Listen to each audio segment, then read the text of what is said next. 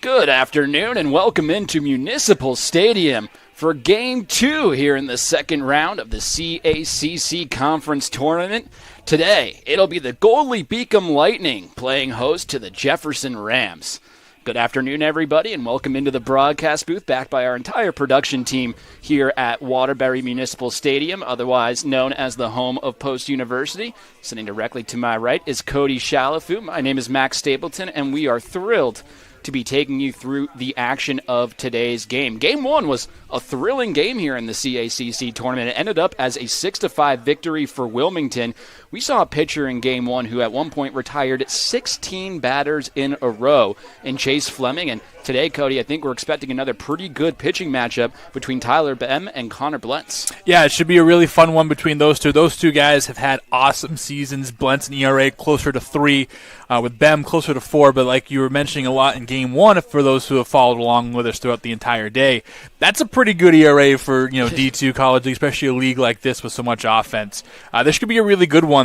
Jefferson won the season series against Goldey-Beacom 2-1, but all time these two teams sit right around 500, 19-18 all time, with Jefferson having the slight favor. So as close as it gets, both historically and this year. Wow, 19-18 all time, including a one-game advantage this year. So it's pretty insane in terms of how close these two teams get. And on that similar note, similar to the first game actually as well, these are two teams who met each other last year in the NCAA tournament. And ultimately, as I take a look over at my notes, but Jefferson ended up winning that one 17-4 all the way back in the NCAA tournament of last season. So it might be Goldey-Beacom, despite being the higher seed once again, looking for a bit of revenge today coming into this game. Yeah, a storyline that as well has followed us in from Game 1 into Game 2. And yeah, it should be a really good one. I mean, Blentz has just been so good. I'm very excited to see him throw here in this one. And again, this should be a really, really good game. These are both two teams that had really good years last year, followed it up with really good years this year as well. Both teams have already had some come-from-behind victories here in the playoffs in their first-round matchups, so both teams resilient. They each have some games where they kind of put things away early, so you've seen a little bit of everything from both teams already, as much as we can. And again, should be a good one, which is going to be the understatement of the day here. Jefferson, the only team in the first round to have gone to 3 games of the remaining teams, I should say, in the CACC tournament. So obviously, they're also only 5-5 in their last 10. When you're talking about the other 3 teams in this tournament, most of them are like 7-3, 8-2, things of that nature. So what are you looking for Jefferson specifically today entering this game? Yeah, I think it just established some early offense. Get on the board first, kind of rattle around Blentz. If you got him get going, it's not going to be a good day for really anybody. He's a guy that since after his third or fourth start, he's gone 6+ in each outing since then. So getting him a little bit rattled and making Goldey-Beacom make the first move, the first chess move, is going to be imperative for Thomas Jefferson University. Like I said, usually at this time of the year, especially in baseball, you want to roll with the hot teams. And Jefferson's kind of coming, like I said, 500 coming in. We'll see if they can right that ship. I think it starts in the first 2 innings. They can put a couple crooked numbers against Blentz. I think that's their shot. Meanwhile, on the other side of the diamond, it's Goldey-Beacom entering today on a 5-game winning streak. They have a couple of great pitchers themselves, and Connor Blentz, who we'll see later, Corey Williams, who we'll probably see at some point throughout this conference tournament. Is there any type of key or specificity you're looking for in Goldey-Beacom's game today in order to win this one? I think we saw it actually in Game 1. It's throw strikes early. Fleming over there for Chase Fleming for Wilmington. He was throwing strikes early and often. And if you can just pound the zone, make Jefferson beat you again, Jefferson has to establish themselves in this one. If Goldey-Beacom lets them do that, then it's going to be a long day. If they can kind of counteract that, I think that's going to be really good for them. So if you can just throw strikes, keep the pitch counts in a nice spot, and kind of let your guys who have given you length all year, that's been kind of your strength with your pitching staff. Williams went 8 innings in their playoffs earlier. Like we mentioned with Blentz, he's gone 7 innings pretty much the last 3 or 4 times. Letting them go and do their thing deep into the games has been their success. Keep doing that. All right, we're going to take a quick break here on our pregame show, but we'll be back in just about a couple of minutes for Game 2 of this conference tournament second round between the Jefferson Rams and the Goldey-Beacom College Lightning. Don't go anywhere.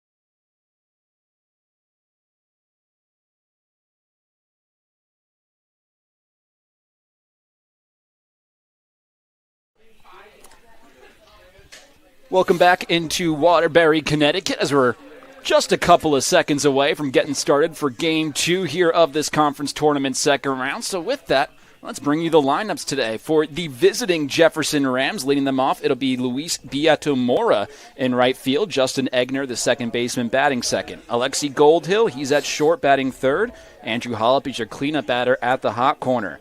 Mason Coyne's your first baseman, batting fifth. Following him, it's Trip Capers, the DH. Julio Fermetta Gomez is the catcher behind the plate. He's batting seventh. Behind him, Ryan Mallon in left field. And rounding out the lineup today, it's Jordan Tiburcio in center field. Your defensive lineup, left to right for the Lightning. It's going to be Roman Keith in left field. Center field is Trey Mason and Caden Barmer in right. Round the horn, it is Williams, Naris Jr., Stewart, and first baseman Macy with Current doing the catching.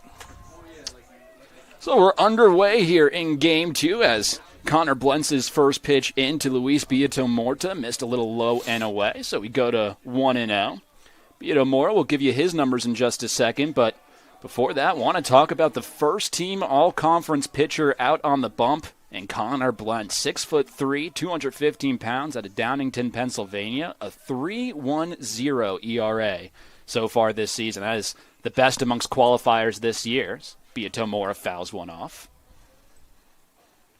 Pretty unbelievable stuff for the tall right-hander and experienced right-hander for Goldey-Beacom. Ready to deliver the 2-1.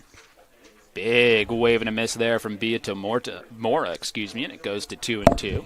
And Blentz is a guy that will punch you out. I mean, 67 strikeouts and 62 2/3, so about one per inning. So he has some stuff to get himself out of some jams and some stuff to start off the day nice. Good take that time from the Jefferson leadoff hitter, and it runs the count full in our first at-bat of this game, 3-2. Yeah, like the slider in that spot. You're not going to lose him if you miss, and it's a pretty big whiff pitch on the down and the way. Payoff pitch. In there for a called strike 3. Luis Beato-Mora goes down by way of the K, and that's a great start to this outing for Connor Blentz. Yeah, especially moving that east-west. You start outside, get his eyes looking that way, then throw something inside. You haven't thrown an off-speed pitch inside all at bat, and then it breaks over as he thinks the fastball is going by. That's a great piece of pitching from Blentz. Moves things over to Justin Egner batting in the 2-hole today for the Rams. Egner, one of 3 straight batters you'll see for Jefferson, who made the second-team all-conference team. Him, Alexi Goldhill playing short, and Andrew Hollub over at the hot corner. Ground ball foul down the third baseline. Count evens up here, 1-1. Yeah, not as represented on the all-conference list as our first matchup was, but don't let that fool you. There are some real good players on this team, and we're going to meet a lot of them here today. Blentz being one, Egner being one, Goldhill, like you mentioned. Tough take just off the outside corner, but count moves to 2 balls and a strike now for Egner this season. He's got a .353 batting average, the 10th best on-base percentage in the conference at .480. That goes with 31 RBIs, 30 walks to 19 strikeouts, and he picks up another base hit right there. It goes down the left field line. This could be extra bases. Egner takes a big turn around first, but he's going to hold it up right there. Call it the first base runner of this game. It's a single with 1 away for Justin Egner. And held to just a single there as he puts that one just down the line, but could easily be at second base in just a moment with his 25 stolen bases on the season. Jefferson, they also like to get going. 123 stolen bases so far this year. Goldey-Beacom, they have 138, so each team in this tournament over 100 stolen bases. Pretty good piece of contact right there from Alexi Goldhill. Going back to the track, to the wall is Trey Mason, but ultimately comes down with the over-the-shoulder catch. So Alexi Goldhill, one of the better shortstops in the entire conference this year, goes down on the first pitch he sees, and quickly 2 away. And I just kept carrying, and then we see this balls don't really travel well in this ballpark, despite it not really being the biggest one that's around. But balls just seem to die out there, and you saw Mason thought he had it lined up 3 separate times before it almost ate him up at the track. Hard line drive, but foul for Andrew Hollub. And the first pitch he sees, and we talked about it plenty in Game 1. Only about 400 feet to dead center. 338 down the right field line and 349 down the left field line. The corners are somewhat large here, but you're a little surprised you don't see more home runs to dead center with it being only 400 feet. Of course, the wind today on really just a beautiful day in Waterbury, 10 miles per hour from left field to right field. 0-1 offering into Holub. Little blooper that goes foul down the first baseline, and it goes to 0-2. Couple of pitches here to Holub, and both of them he's been behind on. Yeah, 1,100 OPS, but 65 RBI and 10 home run gets you on the second team in this conference. So, like I was saying, there are some real special student athletes here in this conference, and Holub being one of them. Holub, the senior out of Bronxville, New York, spent all 4 of his years here at Jefferson University. Thomas Jefferson University, I should say. Went to Bronxville High School. Trying to stay alive here. The cleanup hitter in almost a 1-2 count, but rather it's going to be Connor Bluntz checking on the runner on first in Egner. We talked about Bluntz. He's really found his groove on the mound. On the 14th of March, he went 6 innings against Caldwell. Since then, his 7 appearances have all been of 6 or more innings. Went 7 innings against Holy Family last time out. 7 hits, 2 runs, 2 earned, 7 Ks, and there's 3 straight 7K performances. Ready to deliver the 2-2. High fly ball, shallow center field. Trey Mason ranging in. And he makes the catch for the final out here in this first inning. So the Rams, they get a base runner. Justin Egner gets aboard via the single, I should say. But overall, no runs on a hit, no errors, and 1 man left on base. Still scoreless after half an inning of play here in Waterbury.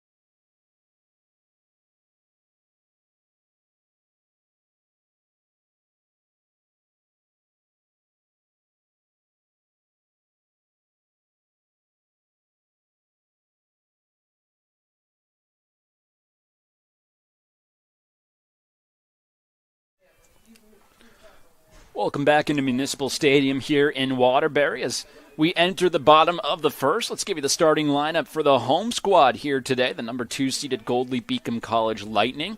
Overall record of 31-20 in conference 22-11.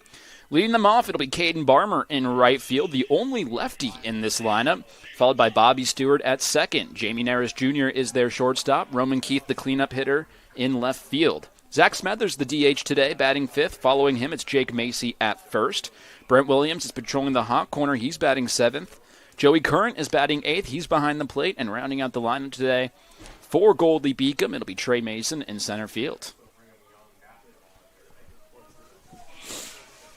They're going to go up against Tyler Bem out on the mound for Jefferson. And his first pitch of this outing just misses the outside corner.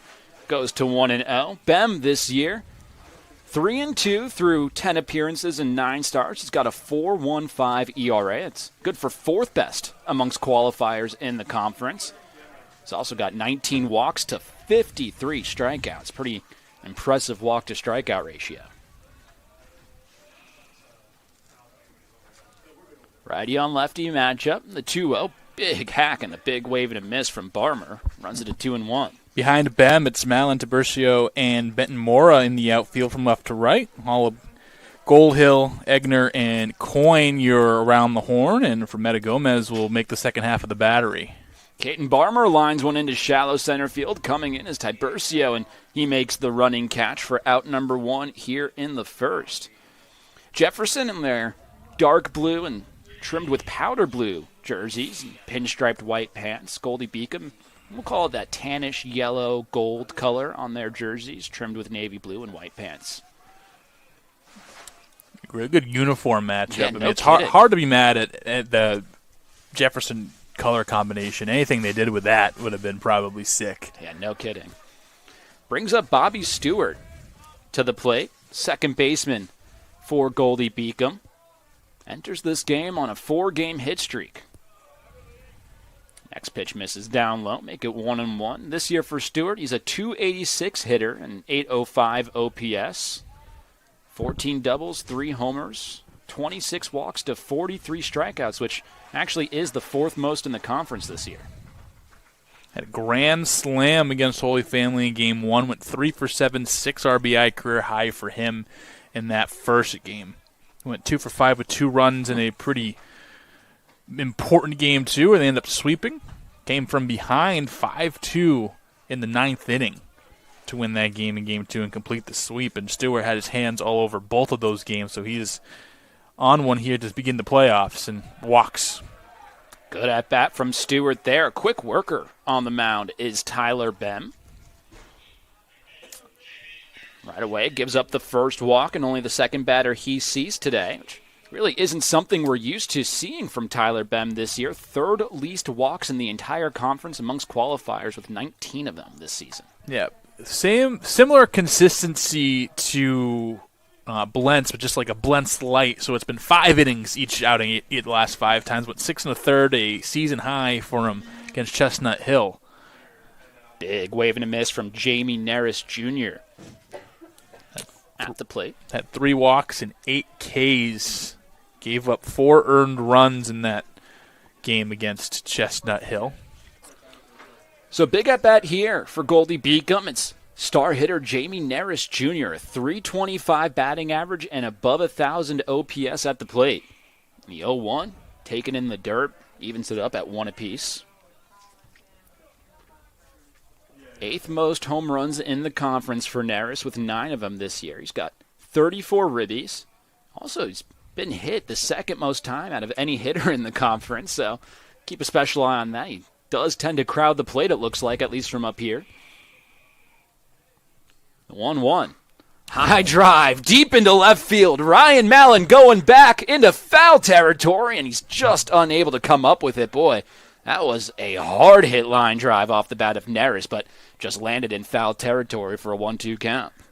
Yeah, off the bat, that thing looked like it was landing in Vermont. But then you look at it, it's still a good, yeah, no 10, 15 yards away from the wall. And just, again, something about left field that's just spooky. There's a curse on it. Nothing gets out. 1-2 offering, a little squibber foul down the right field line. And we saw it in Game 1 on almost every fly ball to left field. It felt like there was trouble for the left fielder. So you're not kidding when you say there's something about that position today that's just spooky out there. That's a good word to use. Bobby Stewart's the runner on first. Another 1-2 offering coming in. Bem deals it. And it's another foul ball here from Neris. Good battle here between these two guys. Yeah, and like a lot of guys who kind of crowd this play, you're not going to beat him inside. Yeah. And you've seen it here. He is so quick with his hands and just how quick he gets around, which where a lot of that power comes from. Not like the biggest guy in the world, but you can see that bat head move through the zone so quickly. So trying to pitch him outside is kind of the way to go. Righty on righty matchup. The 1-2 once again. In the dirt, runner takes off. Nice stop behind the plate. The throw down to second. Not in time. Not really much of a chance for Julio Fermetta Gomez behind the plate. Made a pretty good pick in the dirt, and Bobby Stewart just had too much speed. Yeah, he's up there. Stewart, not going to go on a stolen base, more a wild pitch, but he's 37 for 37 taking an extra base this year. We've seen, again, a lot of these teams like to run, which is always fun and appreciated, at least by me. I love when the teams get out and running and using their athleticism. Stewart, one of the best to do it in the conference. Little line drive into shallow left field. It's going to find some grass and go all the way to the wall for extra bases. Rounding third and coming home to score easily is Bobby Stewart. It's an RBI double for Jamie Neris Jr., and it's a 1-0 Goldey-Beacom lead. Yeah, tough angle out there in left field from Malin. I think he was coming in on it like it was a ball he could play. If he rounded out and kind of understood, hey, I'm probably not going to get to this ball, it's probably a single by Neris. The run most likely still scores, but just a tough angle that gives the extra base to Neris, and a great piece of hitting. Like I said, you can't really sneak anything by him inside, and just kind of fights it off into left field, gets enough of it to get 2 bases out of it. Man, ain't that the truth in that at-bat. A long battle, 8 pitches between Neris and Behm. It ends up with Jamie Neris Jr. getting the better of the right-handed pitcher. Moves things over to Roman Keith now. He's ahead in the count 1-0. Keith, a member of the second all-conference team this year in the CACC. Quickly ahead in the count 2-0. He's got a .302 batting average this year and a .961 OPS. And 20 walks, 38 strikeouts, and 47 RBIs to just crack the top 10 in that category. The automatic K on 3-0, so the count goes to 3-1 on the left fielder.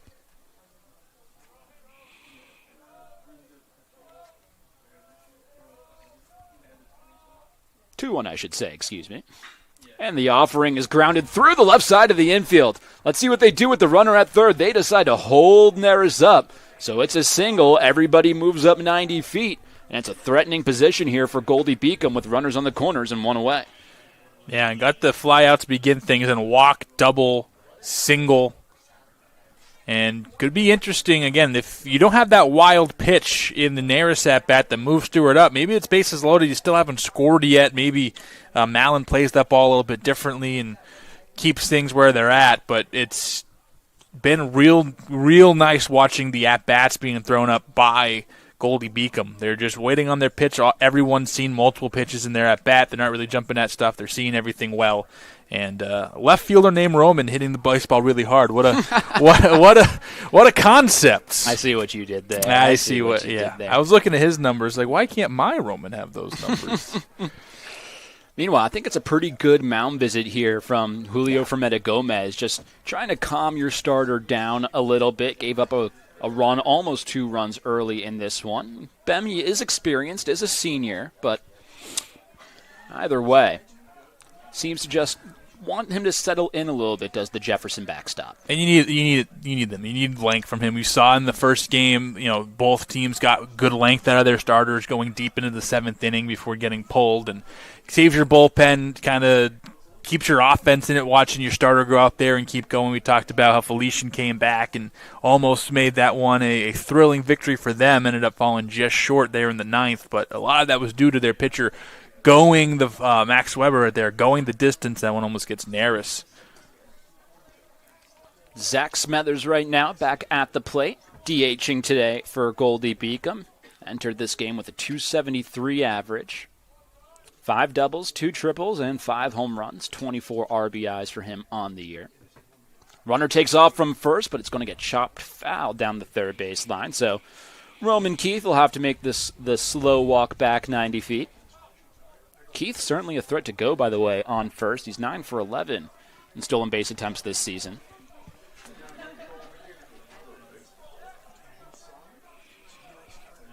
Runners on the corners with 1 away. Fans making some noise, dugouts making noise. The 1-2. In there for a strike. The umpire didn't punch him out, but I was looking for the punch-out signal. Ended up going down as strike 3, and a really big strikeout for Tyler Behm out on the mound to force this to 2-away. I'm almost upset that we didn't get the intensity of the punch-out.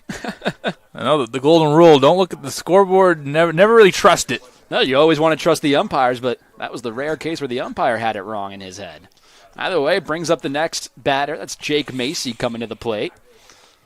Man, how often do you see the umpires think it was strike 2, not strike 3? You see players do it quite often, but...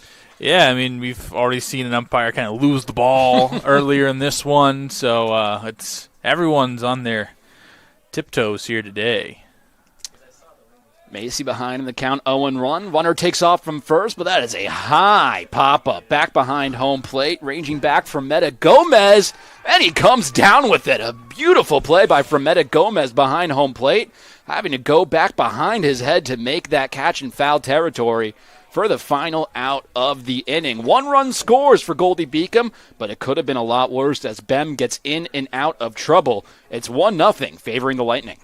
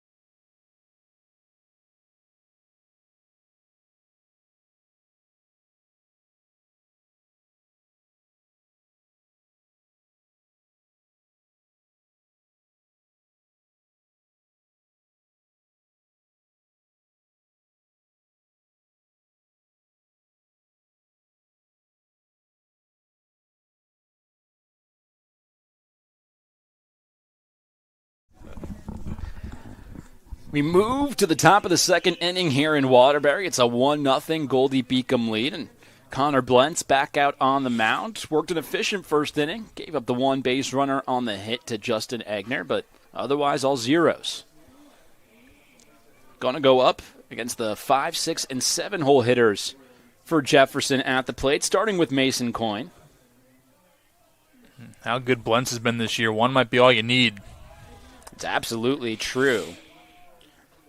Thought that might have been the case for either side in Game 1 with how well those 2 starters were throwing. Chase Fleming for Wilmington and Max Weber for Felician. Blentz off to a good start here, but that's a line drive to Mason Coyne. Man, it was dropping in there, but a nice play by Trey Mason in center field. Some Mason-on-Mason crime. It's going to go down as the first out here in the second. We move over to Trip Capers. Yeah, fire name alert, Trip Capers. You got to be good with a name like that. No kidding. And he's having a pretty good season to follow it up. The 200-pound sophomore out of Bluebell, Pennsylvania, hitting .270 this year. Started his career at George Mason. And just an athlete. Baseball, track and field, football is what he majored in high school. Multi-sport athletes. I always love the multi-sport athletes. I think a big discussion was that or specialize early. And I've always been an advocate. Play as many different sports as you can for as long as you can. I think it helps so much. I tend to agree with you, especially if you end up specializing in the sport as you get older. You learn skills in other sports that help you out. Be a 1-1 count. Taken for a strike on the outside corner. 1-2 now to Capers, who, as you said, you got to be good to have a name like Trip Capers. Well, he's gotten a base hit in 8 of his last 10 games. Had a pretty good round 1 against Chestnut Hill as well. That's a pretty good take there on a breaking ball that just misses. Evens up the count at 2-2. We'll say this much, however, for Capers. Going up against Goldey-Beacom, it hasn't really been a fun time for him. 3 games, 0 for 9 against the Lightning this year. Make it 0 for 10 after that swing and a miss, assuming the throwdown from Current is good, and it is. So quickly 2 away here and make it 4 in a row retired early in this game for Connor Blentz. Yeah, I was about to mention when you saw the 1-2 slider outside, is he going to come back in much like he did to start the game, and went more central with it, but came back in and really changed the eye level and makes that slider even more difficult to handle. So 2 times you've seen that. See if Jefferson can adjust to that. Already seeing what has made Connor Blentz so successful this season throughout conference play for Goldey-Beacom. First pitch in to Fermetta Gomez. Misses outside. The Jefferson catcher hitting .299 this year with a .916 OPS. Also tied for second most in the league with 16 hit by pitches. So we've got some guys who crowd the plate in this one. We saw 2 in game 1, both coming late. Actually in a pretty dire situation for Wilmington as they were trying to hold off Felician. Yeah, out of all the pitchers, it was Scott Borgman who gave up those 2 hit by pitches and just weren't expecting that from the CACC Pitcher of the Year. Yeah, I was talking to him on the post-game show. He actually said that his footing and where he was placing his foot was kind of off. That kind of threw him off. And in something that I noticed, like in the right-handed batter's box, that batter's box get used a lot more than the left-hander, and that's going to get divoted throughout the weekend, especially here where we have 3 games in game 1. I'm sure the mound's going to have a lot of special attention in between this game and next, but could be something to look for. Absolutely. I mean, this field looks great before game 1, but how will it look at the end of game 6? That's absolutely something to watch for.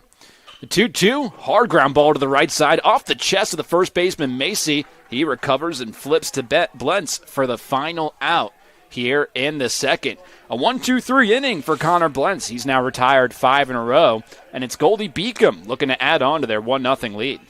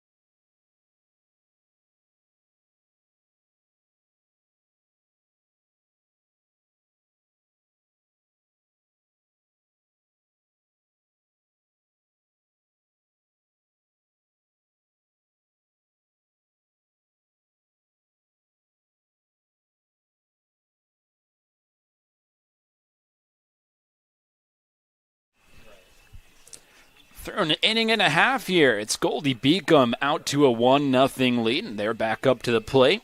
Going to be their 7, 8, and 9 hole hitters coming up to face Tyler Bem, moving into his second inning of work.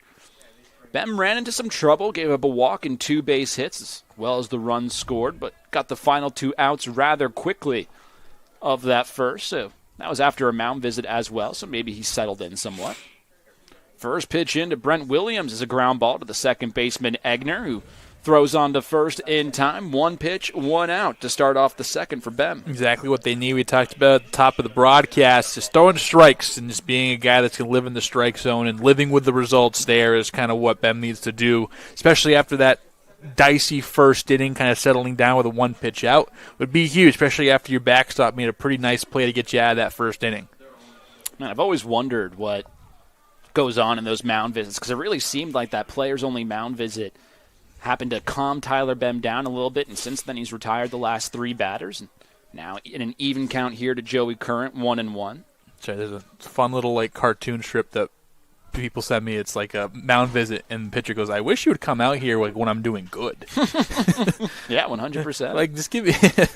But yeah, it seemed whatever is said seemed to have worked since then. I think it's been 3 up, 3 down with the strikeout involved there. I think that was after the single by Keith to make it to keep it 1-0, but move the runners up. That's another strikeout, the second of the game, the second backwards K for Tyler Bem out on the mound. And very quickly now, only, 4 or 5 pitches into this inning. There's 2 away. It's going to move us over to our 9-hole hitter, and it's Trey Mason stepping up for Goldey-Beacom. First pitch into him, right down West Broadway, and it goes to 0-1. Mason this year, a .241 hitter with a .700 OPS, 23 RBIs. Squares around and pulls it back. Count evens up here at 1 apiece. Pitch missed just outside. Good eye by Mason. Sometimes when you square around, it's kind of the only thing on your mind, but being able to adjust and pull back. Does it again. This time gets the bunt down, but it's going to go foul. Past the third base line, and once again, a very quick at-bat here. Quickly 1-2, and Tyler Bem has an opportunity to get through a very efficient second inning of work. Efficiency is key when you're talking about a potential 6 to 7 game tournament run. Would like to reuse your starters if you're able to. Tyler Bem trying to put himself in a position to do just that.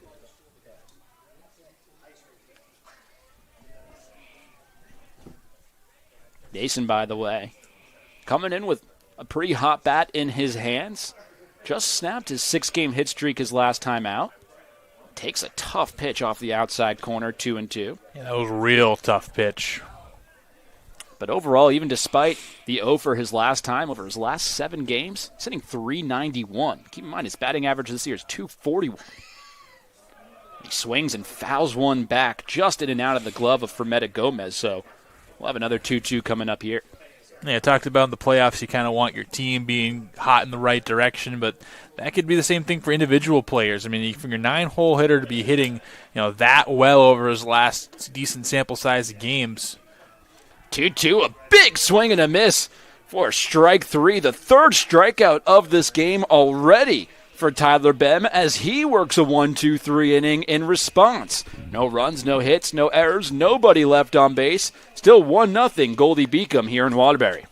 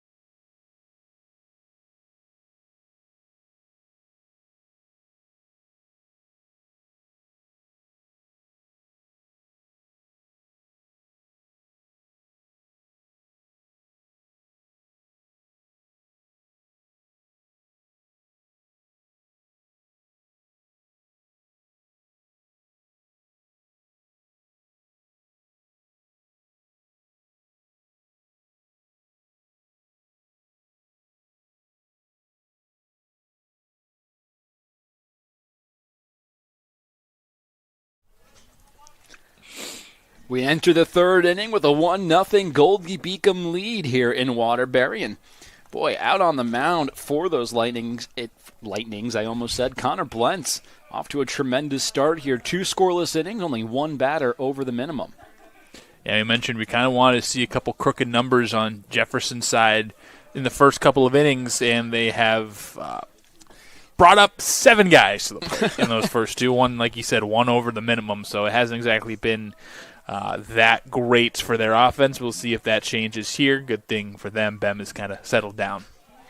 Well, one of your big keys to the game in our pregame show today, Cody, was just that. Try to get off to a hot start against one of the league's better pitchers, and easier said than done sometimes, especially when you're out there going up against him. And Connor Blentz is as advertised so far.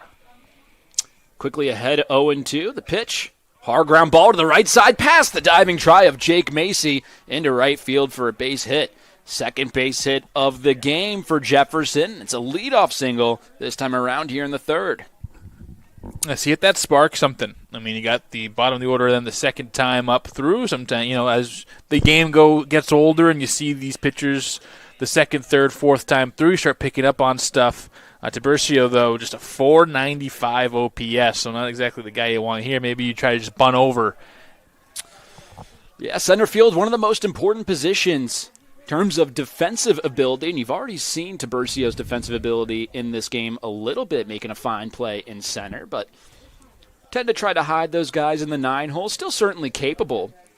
Keep in mind, last year, through 32 games for Tiburcio, he hit .310 with a 741 OPS, but he does square one down. It's a pretty good-looking bunt down the first baseline. Doesn't tag anybody, and he's safe. Call it a bunt single for Jordan Tiburcio. And just as you said, Cody, tried to lay one down. He did one to perfection that time for the infield hit. Yeah, we got that kind of speed. Obviously, you need to have some wheels to be patrolling the center fields that he does and has to have a couple stolen bases. Able to push it right in the exact spot where his wheels are going to make a difference, and that's exactly what it does. And now you've really set the table for the top of the lineup. Now, we've seen in game 1 where a middle-of-the-order bat maybe try to get a bunt down here. I think it's a little too early for that. I think you swing away, but maybe something Jefferson's thinking, like, hey, maybe drop one down, get 2 in scoring position. We'll see what they decide to do, and that's exactly what they will do. It's back to the top of the order for those Rams, and Luis Beatomora was showing bunt before the quick pickoff move to second base. So we'll see if they decide to follow up on that. So far today, Beatomora, he started this game with a strikeout looking. And then often you want your 1,000 OPS guy. But with a guy who can't strike out a decent amount, it's not that bad. Interesting. He pops up. The bunt attempt goes right back to Blentz, and Blentz makes the play. Good heads-up play from the starting pitcher for Goldey-Beacom. And I'll be honest with you, Cody, I'm a little shocked at the bunt attempt there. You got a guy who's hitting .318, nobody out. And feels like it's the guy you want at the plate with the bat in his hands, and that time they told him to square it up, and it didn't work out. Yeah, like I said, I think it was a little too early for that decision. This was like the 4th or 5th in the game, was that? Maybe. But like I said, 1,000 OPS. There is a guy that has some strikeout proneness, so maybe trying to just take that out of the equation, but obviously he's not asked to bunt often, and you saw it there. Brings us over to Justin Egner. It doesn't get much easier for Connor Blentz through this top of the lineup for Jefferson. This is an elite top of the order, and Egner is just another man in that in that lineup, so to speak. The expression didn't really roll off the tongue there, but you get what I'm trying to say. He's 1 for 1 so far with a single.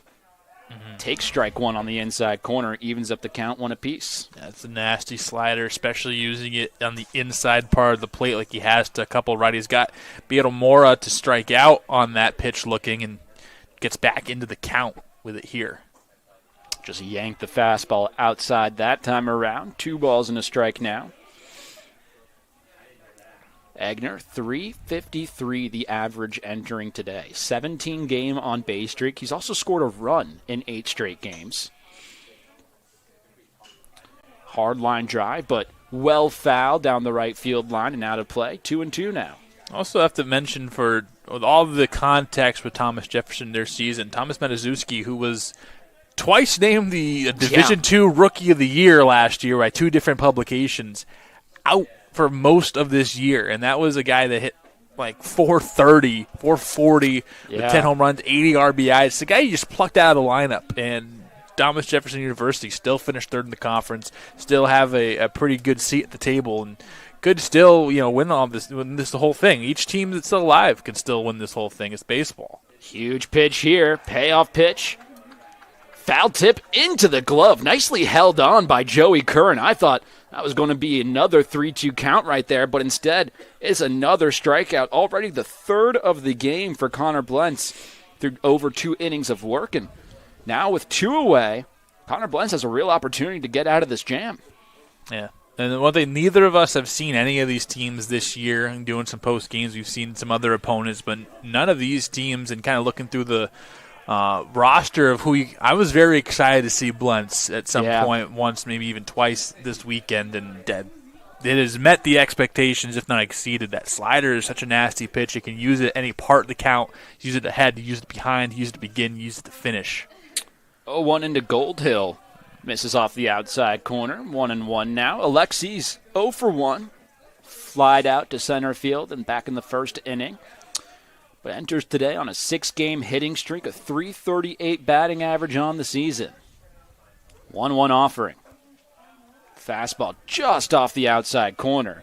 2 balls and a strike now. Huge moment in this game. This inning started off with back-to-back singles. Ryan Mullen and then Jordan Tiburcio. Tiburcio's was a bunt single. This one a ground ball back up the middle. It will not get through. Nice backhanded stop by Stewart. The throw to third.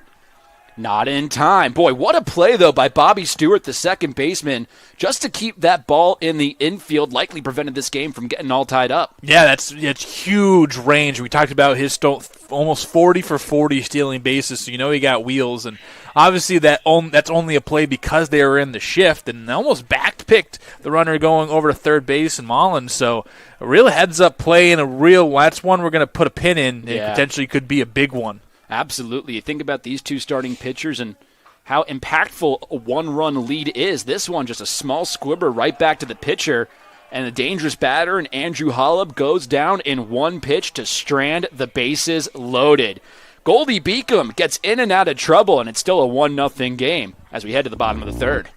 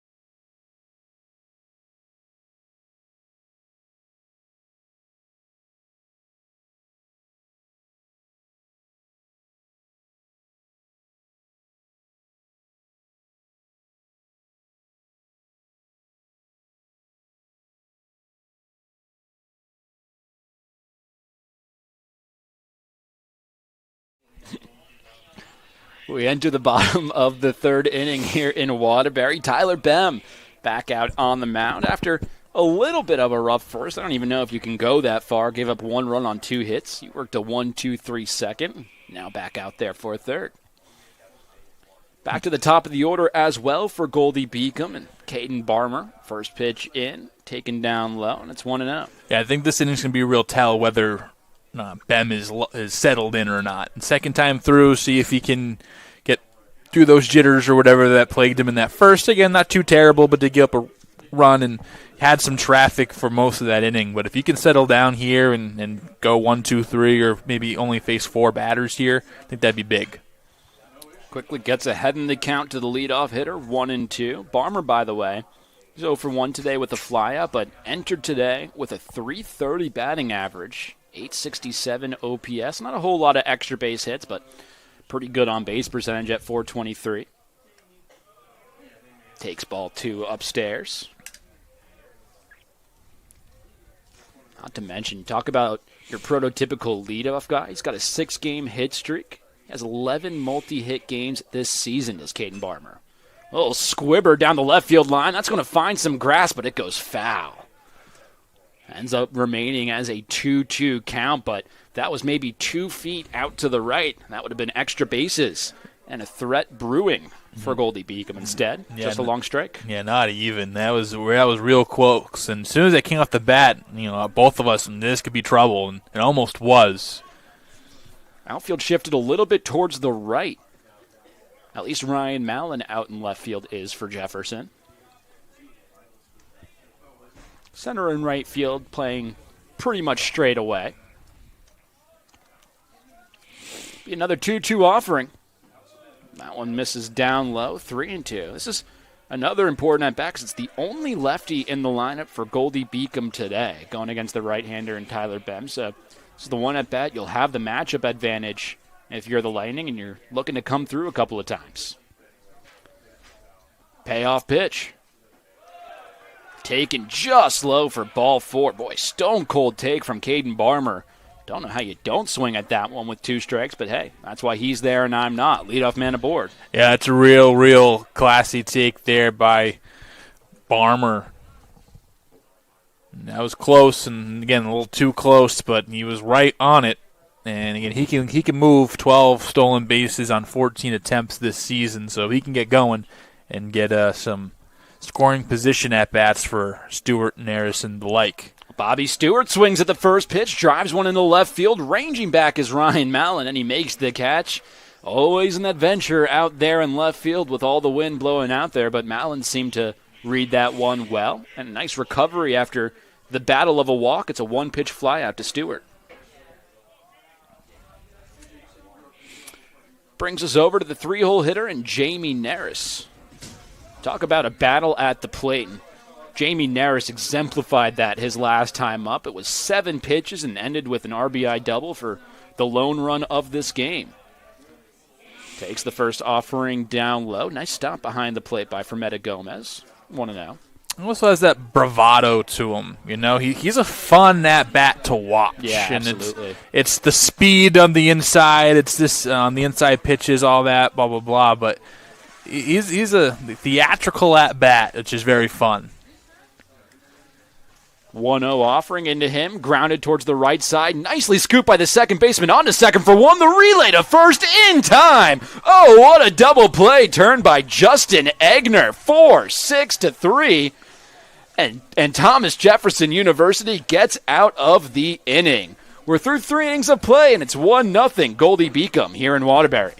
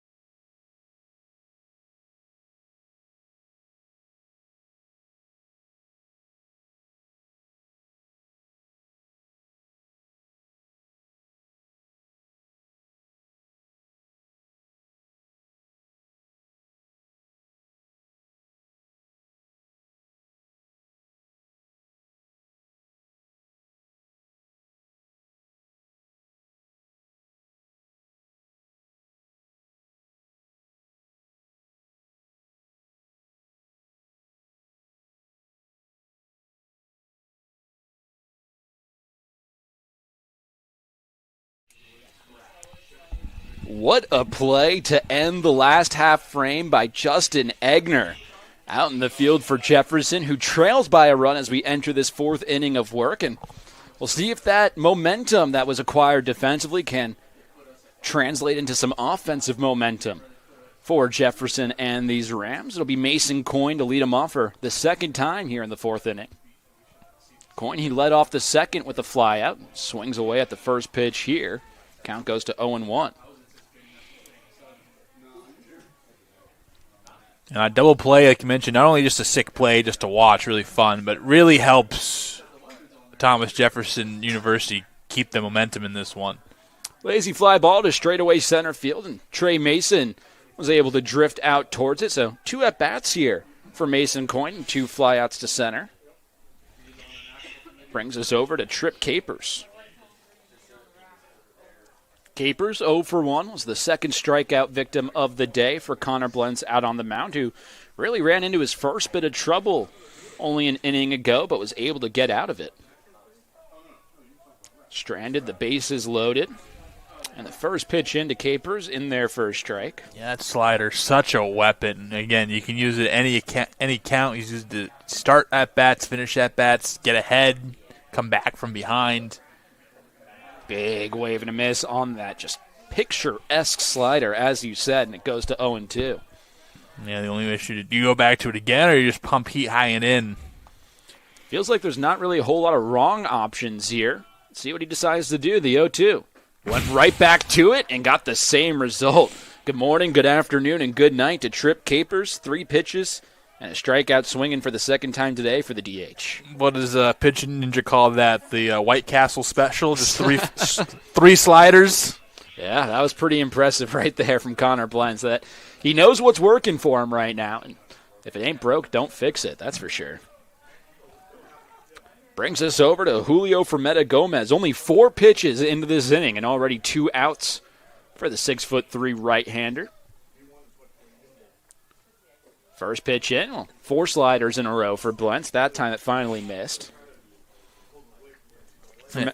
Usually pitchers who heavily utilize the off speed or the breaking pitch as their primary usually have a good fastball to go with it, and he has a real nice fastball too. We've seen right there, and it kind of makes it play up. And perfectly located, by the way, more times than not. As you said, it seems like he's really using that slider as the primary pitch, and what you tend to see is that fastball just way more errant than most people who use it as their primary pitch. Not the case for Connor Blentz. He has been under control today. At that time, he left a hanging slider, but it's going to hang up long enough, at least it should for the left fielder, ranging into foul territory, in and out of the glove of Roman Keith. Oh, man, that was the 3rd out of the inning in foul ground, and it looked like he just had a hole in his mitt that time as it went right through it, and it keeps Jefferson alive in the frame.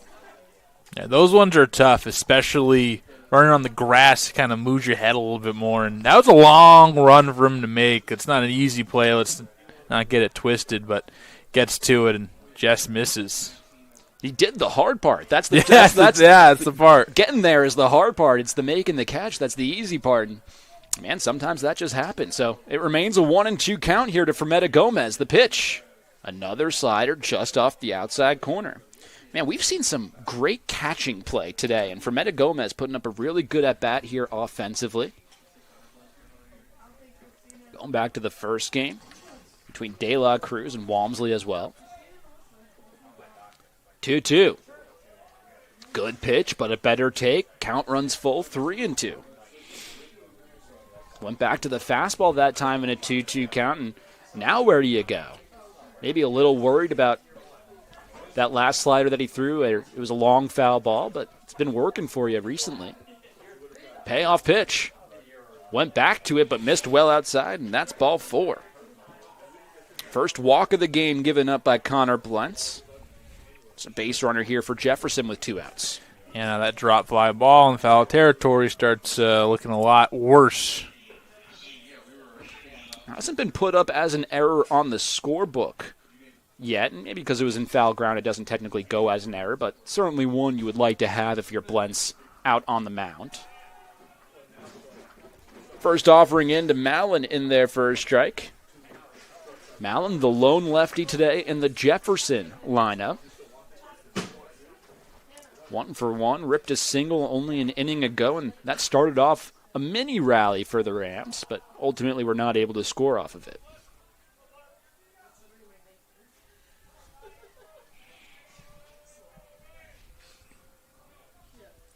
Mallon swinging a hot bat right now. 1-1, little squibber. Nice play by the third baseman Williams, who reaches up and brings it down for the final out of this inning. No runs, no hits, no errors. One man left on base for Jefferson. Goldey-Beacom looking to add on to their 1-0 lead when we get back.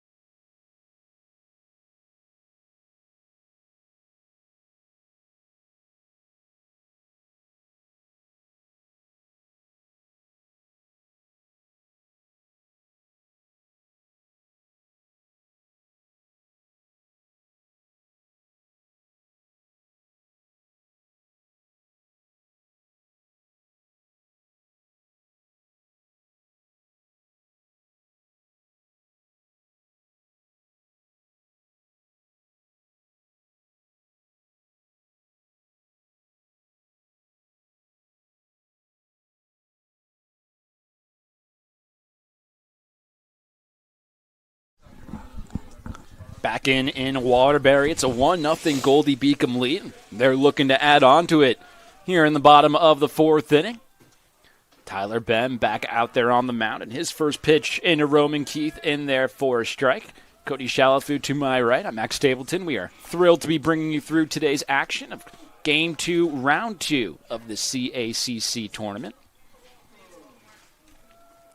Saw a great game earlier in Game 1. It was Felician and Wilmington. Wilmington went out to a 6-5 lead. This time a ground ball to the left side. Oh, what a stop by the shortstop Goldhill, but smart play there just to eat it and not throw it to first with the speedy Roman Keith hustling down the line. That was an infield single the entire way. Yeah, Keith had a very similar single to that in his first at-bat. That got through the hole this time. Again, Goldhill so athletic.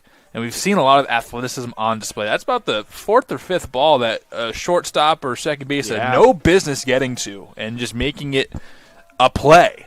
You're absolutely right. It was Bobby Stewart only a half inning ago at second base keeping a ball in the infield. Had a couple in Game 1 as well by both teams. This is not an easy field to play on as well. Typically, you do see a good amount of errors here in Waterbury. Grounds crew has done a tremendous job leveling it out over the last couple of weeks or so, but still, it's been all the more impressive when you know how this field plays and how good the fielding has been in this tournament so far. Zach Smethers, he's 0 for 1 at the plate, but ahead in the count 2-0.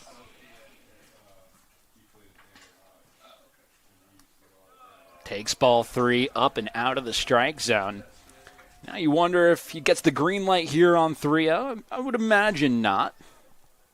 Almost never see a 3-0 hack here in D2, but you never know, especially as you get into postseason play. Decides not to. It's the automatic strike and moves to 3-1. You know, like the patience here by Smethers. And 3-1, you have the red light taken off and probably getting a strike here. Big hack that time for Smethers. Man, that was his A swing right there, which I tend to like. You know, you have a strike to work with there. Swing for the fences there in a 3-1 count, but he was way out in front of the breaking ball. Now a big pitch here.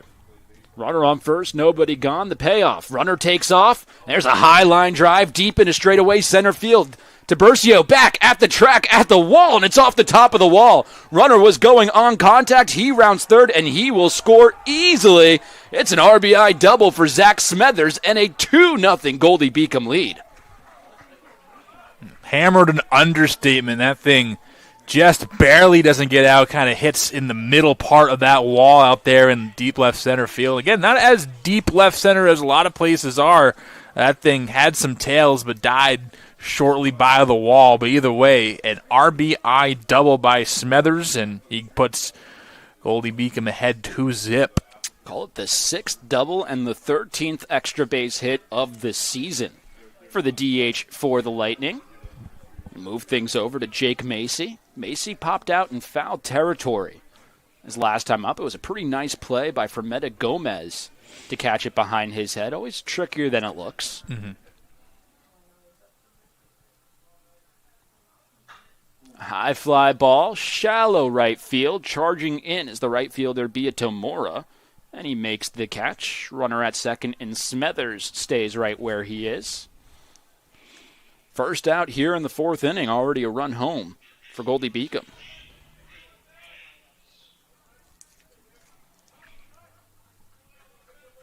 Been somewhat of a quick-moving game up to this point. Been somewhat of a pitcher's duel, especially considering the average CACC game.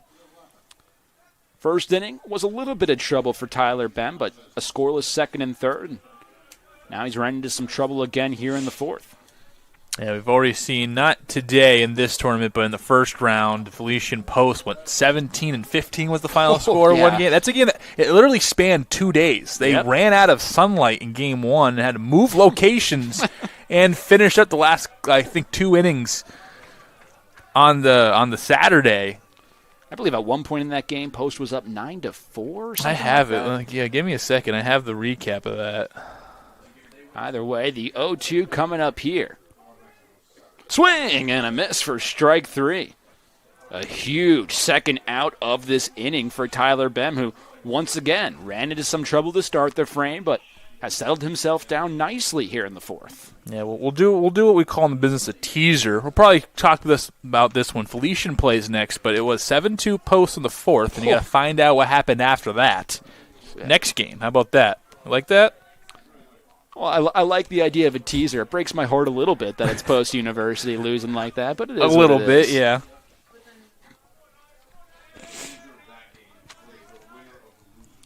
Joey Curran at the plate right now behind 0-1. He struck out looking in his first at-bat in the 2nd, so he's 0 for 1 on the day. Curran, the man behind the plate for these Lightnings, looking to extend a solid 8-game on-base streak.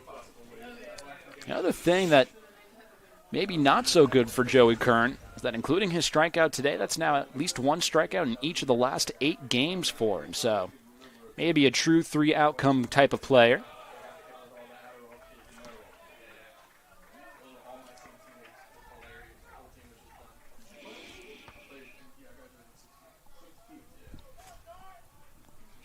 Ahead in the count here. Maybe hunting the fastball. 2 balls and a strike, a runner on second, and 2 gone. Bem deals. High line drive, straightaway center field. Tiburcio ranges in, then out, and comes down with the baseball for the final out here in the 4th. But Goldey-Beacom score a run on a couple of hits, no errors, and leave one man stranded in scoring position. It's now a 2-run lead in favor of the Lightning here in Waterbury.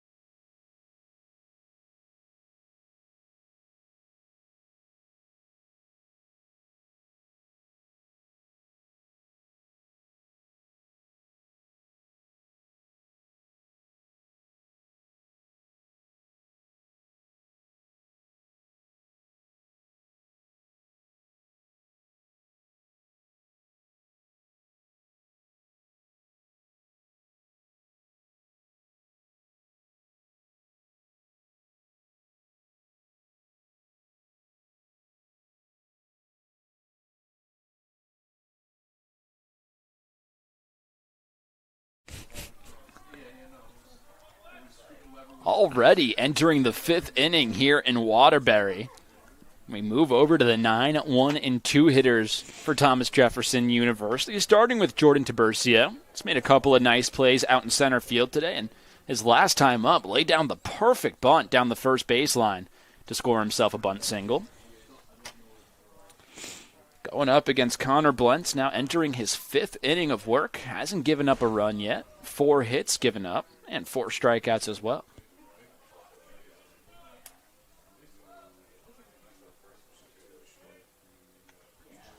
0-1 offering. This is off the outside corner. Evens it up 1-1. That base hit for Tiburcio ended a small 0 for his last 6 streak. Quickly falling behind 0 for 2. He went 2 for 10 in a couple of games in round 1 against Chestnut Hill. He got the bling on. Yeah, that is some chain that Tiburcio is wearing out there. Now the 1-2. High chopper over to the shortstop. Neris fields and fires to first in time. First batter goes down 6-3. You head back to the top of the order for the 3rd time already in this one, and Luis Beato-Morta. He popped up the bunt trying to get it down with 2 runners on in the 3rd inning, and then kind of that inning got out of hand, and they weren't able to play anybody with the first 2 runners on, and they had the bases loaded at one point. I think you can still go back to that. Just an interesting decision. I certainly get it. Ground ball, hard hit, and a nice play by the first baseman, Macy, who fields it on a tough hop and steps on the bag himself.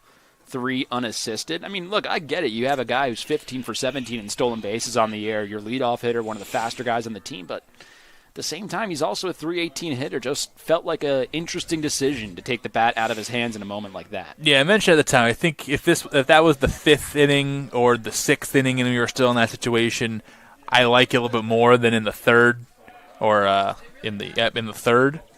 But a decision they made, and you don't want to leave any meat on the bone, and that was the trying to take the bite, but you just bit your lip instead by accident. Justin Egner takes ball 1 off the outside corner. Egner, 2nd team all-conference as a second baseman. So far, he's 1 for 2 in this one. Struck out his last time up, but ripped his single back in the 1st. Hard hit ground ball through the middle of the field. Neris fields it at the shortstop position, fires to first, and that one just got past the glove of Jake Macy. Looked like to me that Macy just kind of misread that over on first base, and it allows the runner to reach first in Egner. It's definitely going to go down as an error. The question is, who's the error going to be on? Either way, it's the first base runner in the last 4 batters for Jefferson. Now with 2 away, trying to get a little 2-out rally to come here. E6, I guess, is going to be the official for the moment.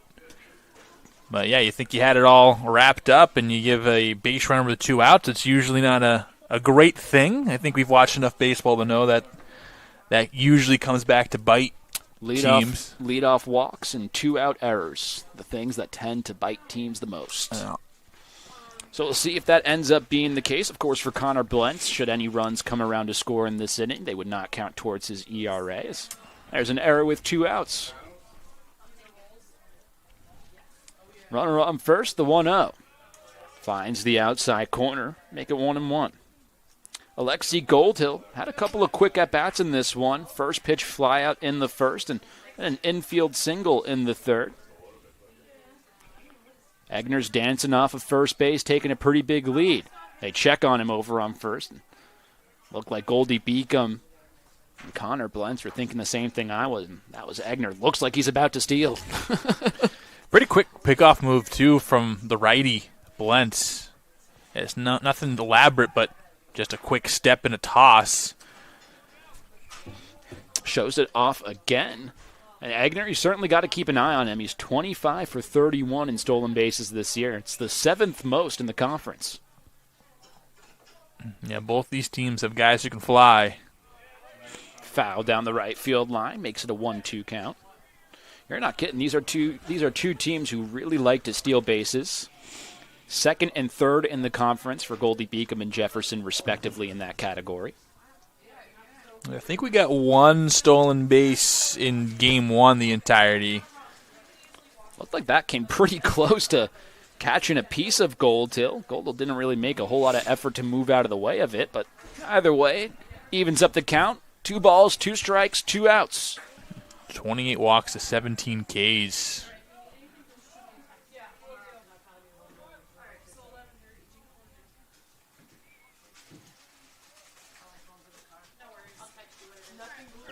On base, almost identical to the slug, 484 to 46. Pitch out, runner takes off, the throw down to second base in time. Not in time, excuse me. Left the ball behind, I think. Oh, I think he dropped the ball. Boy, what a call that time, either from the dugout or from the catcher, Joey Curran, to call for the pitch out, and did it at the right moment, but ultimately just couldn't execute the throw down. Do you know the last time you saw a pitch out, like a genuine pitch out? It's been years. That's why I had to interrupt you. I was pretty shocked by it.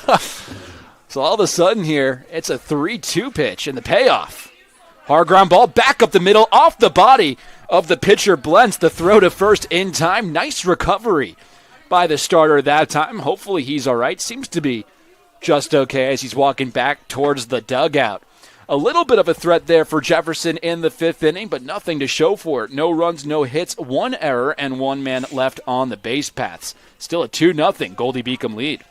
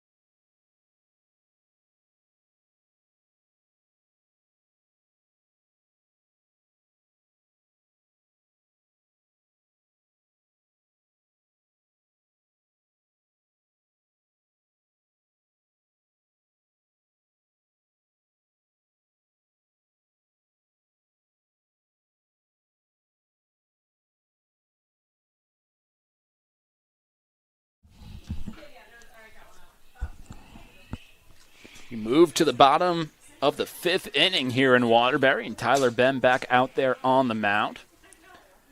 65 pitches for Bem through 4 innings of work. He'll square off against the 9-1-2 hitters for Goldey-Beacom. The 9-hole hitter and Trey Mason squares around, pulls it back, but it's ruled a strike either way, and it goes to 0-1 on him. Yeah, there's a couple times in my head where I start seeing the inning going one way and saying, all right, oh boy, this could be something big for Goldey-Beacom, and they've nicked him a couple of times, but Bem has really locked it down and really has been pretty good. Had some traffic in the 4th inning, but then went 1-2-3 after the first 2 reached and runs scored. Feels like all 4 coaches throughout this tournament have put an emphasis on wanting to get off to a good start, starting pitching-wise, and all the starter pitchers have really come through in that category so far. Tyler Bem, just the latest of the group. Yeah, especially early in the tournament, especially day one. Like, you need to keep, have your guys go so you don't burn out your bullpen. I've seen really good teams in tournaments before. 2-2 pitch gets lined into straightaway center field. Ranging back there is Tiburcio. Makes the over-the-shoulder catch. 1 away here in the 5th. But like I said, I've seen in tournaments before really good teams to have good pitching. Their number 1 guy kind of gets dinged around in game 1. They got to pull him early, and then the rest of the weekend it's just terrible because you've used your guys. Yeah. The familiarity I think we talk about, like in the playoffs, especially in baseball, they go to the bullpen so often that you kind of get a familiarity with guys that you're not supposed to be seeing multiple times, and no, you're absolutely right on that. It's going to be really interesting to see how even in Game 3 later today, how the bullpens are managed. We've already seen, mostly just aces come out on the mound for all 4 of these teams. High pop-up, foul territory down the third baseline, and that's going to be too far away for anyone to make too much of a play on. So, Caden Barmer at the plate behind 0-2 here. Yeah, with there almost being a week, pretty much 5 days in between the last game these guys played, and most everybody other than Jefferson had to play on a Saturday, Felician, for a couple innings, but nothing really too significant. Everyone's rested and ready to go. It's just how often are you going to use everybody, and how big is the leash, and that depends on the coach. And so far, all the coaches have left their starters, and the starters have given them the opportunity to let that leash be long. High fly ball, fairly deep into left field, but certainly playable for the left fielder Mullen, who makes the catch. 2 away here for Tyler Bem, who's now retired 5 in a row, going back to the 4th inning. Couple of flyouts here in the 5th, and it'll be up to Bobby Stewart to try to keep this inning alive. Stewart so far 0 for 1. Did work a walk back in the 1st inning, stole a base, and later came around to score. A little half-hearted swing on the first pitch he sees. Boy, I always say you got to have a lot of confidence to throw a first pitch breaking ball, and that was a pretty good one there from Bem. Went back to it, but just missed a little upstairs. Evens it up at 1-1. That's the case, and Blentz is the quarterback on the high school team, how much confidence he has. He's been pretty much exclusively throwing Frisbees. Slow grounder to the left side. Third baseman Hollab fires to first, and that'll do it for another 1-2-3 inning for Tyler Bem out on the mound. He's now retired 6 in a row for Jefferson, looking to come back from a 2-run deficit here in Waterbury.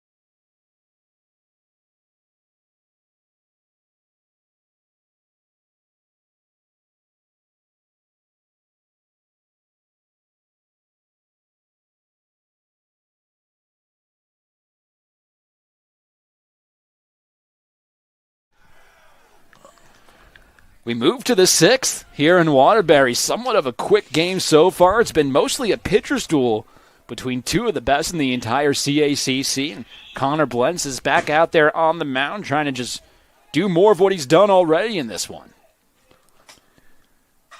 Squares off against Andrew Hollab, who smokes one into center field. First pitch swinging, and that one is long gone. Andrew Hollab puts Jefferson on the board. It's now a 2-1 game. That's the most needed home run in the history of needed home runs, at least for today, at least. I mean, Jefferson couldn't really muster up much. They had a couple of opportunities, really one in the 3rd that they didn't capitalize on, and kind of in my head I was like, all right, that thing could be all Blentz needs. And I was about to just tell you how much I love Blentz, how much I fall in love, and immediately home run to center field. And again, that's a big, big swing by Hollab. How good has Andrew Hollab been this season? I was a little shocked when he didn't get any all-conference nods. As first pitch here to Mason Coyne, grounded up the middle, but that time just booted by Jamie Neris Jr. That's going to go as Neris' 2nd error of the game out there for Goldey-Beacom, and that allows another runner to reach here for Jefferson. Now I kind of forgot my train of thought here as I was talking about that. Neris distracted me, and right now Jefferson with an opportunity here already got one run in the frame. Oh, that's what I was talking about. Andrew Hollop has been unbelievable this year. Didn't get an all-conference nod, but now has that home run. That's his 11th of the season. He's also reached base in every single game this year. That's pretty impressive. Quick check on the runner in Mason Coyne to no avail. Yeah, and to recycle a point from game one, shout out Bem. You gave up a run, here, but you didn't give up too much damage. You kept your team in it, and now you're just one swing away from taking the lead in this one. Talk about how basketball is a game of runs, baseball is a game of flows, and right now it is flowing back towards Jefferson's side. Trip Capers at the plate. He's 0 for 2 with a couple of strikeouts in this one. Squaring around, but he's already pulled one back. This time tried to lay it down, popped it up, foul territory, and right into the glove of Joey Curran behind home plate. That's the second pop-up on a bunt attempt we've seen today. Second time we've seen that from Jefferson as well. Yeah, it's a lost start. A lot of people are saying the bunt's a lost art, and it's not really used as much. It's used more in college baseball than it is in the major leagues, but it's still something that isn't as prevalent in the game as it was even 10, 15 years ago. Moves us over to Julio Fremeta Gomez. Quick check once again on Mason Coyne on first. Coyne, certainly a threat to go. He's 10 for 14 in stolen base attempts this year. True freshman out of Lansdale, Pennsylvania.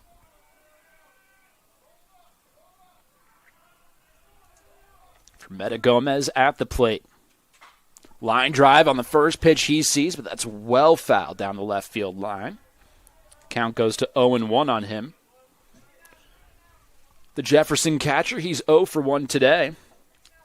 Worked a walk his last time out. The first walk, and if my calculations are correct, the only walk given up today by Connor Blentz. I will fact check you, and I think that's correct. You're correct. I have fact checked. I appreciate it. The 0-1. Off-speed pitch. Boy, what a beautiful pitch that time. And you've said it a couple times today, Cody, but when you can put that slider on the outside corner, it's just hard to do anything with as a hitter. It kind of took a little bit off. I don't know if he has a slider and a sweeper. That one more of just like a sweeping curve. It seemed a little bit different than the slider, unless he kind of just didn't get a good grip on it, didn't get everything behind it, but it seemed a little bit different for profile. Obviously, we can only see what we see. You don't have any advanced metrics or How pitch. nice would that be? Yeah, we don't have fan graphs telling exactly what it is and the inverted break and horizontal movements on it, but it seemed like a different profile than the usual harder slider we've seen. I can tell you that one was definitely a fastball. Yep, I think I got that one too. Just missed a bit upstairs, but no, you're absolutely right. And, hey, hitters are thinking the same thing, right? They're trying to identify different pitches, and when you have two that just move a little bit differently, it can make it a really tough challenge for somebody at the plate. The 1-2. Line drive, straightaway center field. Will it hang up there long enough? Yes, it will for Trey Mason. Nice running grab for the Goldey-Beacom center fielder. And a couple of good pieces here for Jefferson in this frame, including the home run, but that time it was just out number 2. Yeah, like you're saying with the pitches that move just a little bit different, your guy, Cam Schlittler, he throws basically 3 fastballs. One just moves slightly inside, one moves a little bit down, and one stays straight. And just being able to diversify those, it's how he's been so effective in one of the Cy Young favorites early on in the season. And the same thing, you have 2 different breaking balls. One's a little bit sharper with a little bit more bite, the other one kind of long and speeds the bat up a bit. And yeah, it doesn't take it. Pitching's so fun to get into like the real nitty-gritty of it. Absolutely. The art of pitching is really impressive, especially at this level. It's just not something you see so often, even at the D1 level, but D2, D3, NAIA, you don't see real pitchers, quote-unquote, and I feel like today we've been lucky to see a couple of real pitchers, including Blentz out there. 2-0, quick check on the runner on first, once again, to no avail. He's been doing that a lot. Again, like we said, all 4 of these teams in this tournament can run and will run. But he's thrown over a good amount. 2-0 pitch. Big hack that time for Ryan Mallon, but just fouled it off down the first base line. A single and a line out for him. Ended up going to third base after that single. That was back in the third inning. Remember, it was bases loaded with one man gone in that frame, but Jefferson was not able to score. There's a high drive deep into center field. Going back to center fielder Mason, and he makes the over-the-shoulder grab right at the warning track for the final out of this inning. But Jefferson, they get on the board via the Andrew Holub moonshot to straightaway center. It's now a 2-1 ball game favoring the Lightning.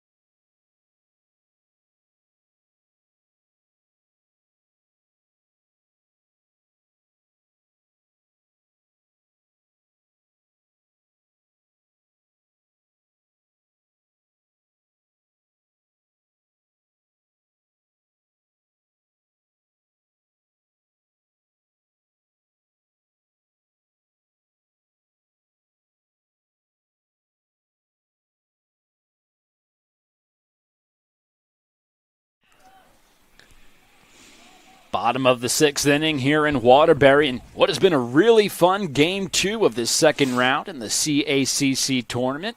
Joined alongside Cody Shalafu, I'm Max Stapleton, our entire production team behind us, helping us out behind the scenes. First pitch in to Jamie Neris is skied in the air to right field. Easy catch that time for Luis Beato Mora. One pitch, and one away here in the sixth. Tyler Bem back out there, now working into his sixth inning of work. You think about it, we've now seen all four starters go 5+ innings, which is just something you never, ever see at any level nowadays. So it's really refreshing and pretty fun to see some high-quality pitchers throughout the day. And they've been helped by some good defense. Guys are getting good swings on some balls, so it's not like everyone's been Paul Skeens today, but it's been enough. It's been more than enough, I would say. It's created some really fun, intense games, and we're only on the second one. Right now it's Roman Keith, who's had a great day himself at the plate, 2 for 2 with a couple of singles and a run scored. Yeah, I don't know if you feel the same sentiment, but it feels like Goldey-Beacom has just kind of had this one so far, just because Bunces look so good and think they scored first. But Jefferson with more hits, they're only a run away. And man, you talk about blends. How about Tyler Bem right now for the Jefferson side? He picks up the strikeout looking to Roman Keith, and for Blem, that's his 5th strikeout of the day. Both these pitchers have been fantastic. And yeah, I tend to agree with you. Blentz has been a little more dominant, but all you need to do is just hang around if you're either one of these sides. It's a one-run game. Smethers takes the first pitch, a breaking ball on the outside corner for a strike. He's 1 for 2, ripped an RBI double his last time up. Once again, an extremely efficient potential inning here for Tyler Bem.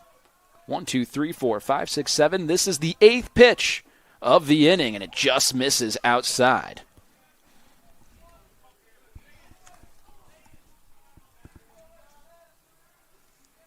It was a first pitch fly out to Neris, a strikeout looking to Keith. And you heard the Jefferson tug out that time. They thought it was a back-to-back strikeout looking inning-ending play to Smethers, but instead it's 2-2. Probably should have been. Yeah, it looked like it definitely could have been, that's for sure. The 2-2. Fouled straight back. Pretty healthy cut from Smethers that time around. It was 1 run in the first and 1 run in the fourth for Goldey-Beacom. Jefferson just answered in the last half frame with a solo shot from Andrew Holub. The 2-2. Missed down low, and the count runs full, 3-2. Great at bat here from Zach Smethers. This next pitch will be number 7.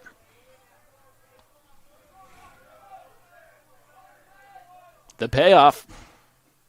Oh, a half-hearted swing and a sword for Tyler Bem to get back-to-back strikeouts, his 6th of the game. And listen to that Jefferson dugout go crazy over on the first baseline. A 1-2-3 inning for Jefferson and Tyler Bem. They try to come back from a 1-run deficit.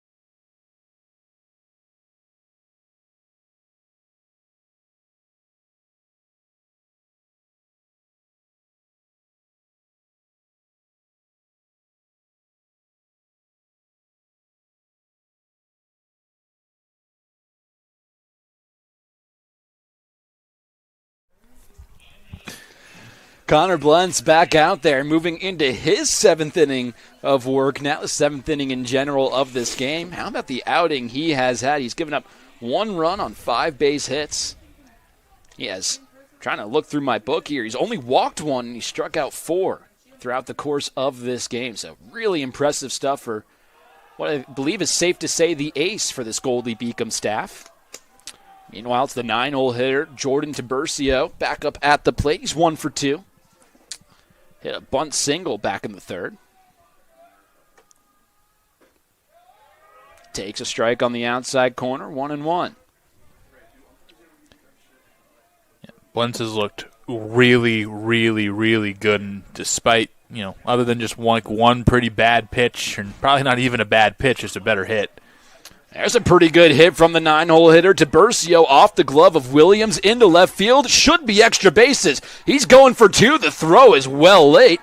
Called a leadoff double for Tiburcio. Jefferson's in business here in the 7th. Yeah, it just popped off the glove. A real sharp hit. Had to go down to the knee with Williams and just kind of kicked it himself by accident. And put that just far enough away from the left fielder Keith to let the speed of Tiburcio really come alive and sitting on second base. And now Beato Mora, he has a chance to do some damage here and make up from this failed bunt attempt and is 0 for 3 so far. Yeah, Beato Mora with a rare quiet game so far in this one. As you mentioned, 0 for 3, but one of the best hitters in the entire conference this year with an over 1,000 OPS. Blunt, as he has done all throughout this game, checking on the runner behind him, and you certainly have to. Tiburcio's got some speed. 3 for 4 in stolen base attempts. That's this year, but last year he was 11 for 14 in that category. First pitch, high pop-up. Shallow center field, ranging in. Trey Mason makes the catch. That's a huge out number 1. Against the top of the order for Connor Bluntz. And Blunt's holding that ball close to his chest, so no sign relays from Tiburcio at second base. And Luis Beato Mora, one of the better hitters in this lineup. They've just had a good game plan for him has Goldey-Beacom. He's now 0 for 4 in this one. Justin Egner, 1 for 3 on the day, but he's reached base twice, once thanks to an error. Takes a strike on the inside corner. Such a good slider. Starts front hip. You think, all right, this is a quick jaunt to first base, and then it's a strike one. Such a good bite to it. Make it a ball and a strike now. That slider just little too much bite out of the hand of Blentz. Doing my best Cody impression here. No batting gloves for Justin Egner. Maybe it's a trend. 1-1, misses down low. 2-1 now. Man, I really hope that you guys can hear the intensity like we can out on the field. These dugouts are getting loud, especially right now, Jefferson down the first baseline. Ground ball through the left side of the infield, but it's going to go foul. Yeah, this is where you go to that same spot with the fastball. You see that Egner was waiting on it, knows he likes to throw that front hip slider, and was on it, just missed it. I think you go to the same spot, but speed it up, get that bat moving, and hopefully you're either behind or watches it for a strike. That's what I'd do. 2-2 offering. Line drive, just foul once again down the left field line. Egner just out in front of a couple of breaking balls here for Blentz, but feels like he's kind of got the timing down now, so a tricky spot here for the starter. Again, same thing. I'm going fastball inside. 2-2. And he went with the fastball, but it went too far inside that time. Caught a piece of Egner, and right now Jefferson is all types of hyped up in that first base dugout. Runners on first and second with one away. Cody, great call. I mean, they had the same idea. Wanted to jam him, the fastball inside, but just got a little away from Blentz. Yeah, I would have gone with it the pitch earlier, like I mentioned. And you see that second slider that he hit foul, pretty much same spot, was left a little bit over the plate. And then that kind of puts it in the head, all right, I have to execute this. And sees it get hit a couple of times, but we'll see what's going on with here. Some movement here. Going to get our first mound visit, I believe, of the game from a coach. We had one earlier on the other side of the diamond from a catcher, but right now for Goldey-Beacom, I believe this is Matt Trait heading out there. A little hard without all the jersey numbers and everything to tell, but either way, just a few words for the starter. Blentz has been nothing short of tremendous in this one. 6+ innings of work. He's only given up 1 run, but obviously a dangerous spot here. The leadoff double from Tiburcio, a flyout to Tomora, and then a battle, but a hit by pitch to Justin Egner. He's 2 on with 1 out. And need to capitalize here. If you're Jefferson, you have to leave with at least a run in this inning, I think. You get the bullpen that's fresh and ready to go here for Blentz. If he can't go more, obviously he's had a nice little streak of going at least 7 innings in the last few outings, and he's been awesome. He can keep going, but you want to get blood here. Goldhill was squaring around on the first pitch he sees and pulled it back, but it's ruled a strike either way, and it's 0-1. Right man, right spot for Jefferson. You put him in the 3-hole for a reason. Goldhill, one of the better shortstops in all of Division II this year at a .338 batting average. Looking to come through in the clutch here.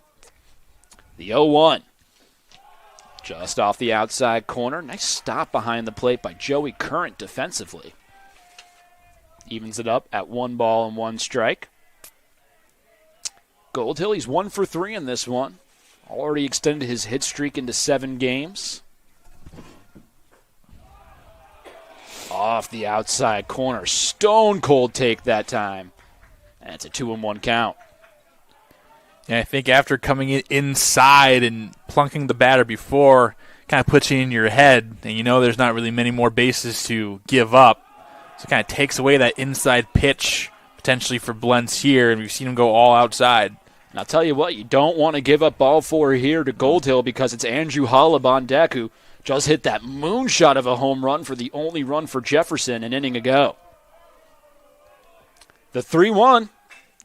Hard ground ball back up the middle. Second baseman Stewart. Only play is going to be at first, so he takes it for the 4-3 put out. Now 2 away here in the 7th. And That one was just too slow to get to. Really had no shot there for Bobby Stewart. Yeah, I'm glad that he realized that and recognized that and went with that way, because I feel like especially come playoff time, you want to make the big play to get you out of the inning. Always. And I think a lot of the time, especially in the collegiate ranks, they try to do a little too much, and I think that was a great job by Stewart, who is an upperclassman, just doing the right thing, getting the out, and we'll see what they want to do, and it is put Holub on base. Yep. Yeah, that's exactly another reason why it's a good decision. You got a base open. You have a really dangerous hitter in Andrew Holub coming to the plate. Just don't make any mistakes if you can avoid them. Of course, Goldey-Beacom has already made 2 errors in the field today. We'll see if it hasn't come back to bite him yet in the run column. We'll see if it will at some point. So the intentional walk to Holub brings us up to Mason Coyne. Bases juiced, 2 men gone. Coyne 0 for 3 on the day, reached once thanks to an error. Takes the first pitch on the outside corner, strike 1. Also, Blentz coming into near 110 pitches. Gotta imagine this is his last batter of the game. Big wave and a miss, and it goes to 0-2 quickly on Mason Coyne. He did have 118 in that come-from-behind win against Holy Family. Williams, who we'll probably see in Game 2, wherever that is for this team, 108. 0-2 misses off the outside corner. Make it a ball and 2 strikes. For Mason Coyne, hasn't struck out in his last 5 games leading up to this, trying to keep that strikeout streak alive. The 1-2. And he does just that. That's a pretty good job of staying alive right there from the first baseman. He didn't really have a good read on that breaking ball, but was able to just put the barrel on it. So bases juiced, 2 men gone, a 1-run game. A ball and 2 strikes. Splents from the stretch, deals it, and he misses upstairs. What a moment here in Waterbury. Almost certainly will not be the last chance, but we're starting to get down there for Jefferson, and you want to take advantage. The 2-2. Oh, a beautiful take that time by Mason Coyne at the plate. You could tell he wanted to swing, but just kept the bat on his shoulders and with nowhere to put him. It's a full count. Coyne set. Blentz set. The 3-2. Swing and a miss for strike 3. Connor Blentz gets himself in and out of trouble here in the 7th and strands the bases loaded. Goldey-Beacom still up by 1 run. Heading to the bottom of the 7th here in Waterbury.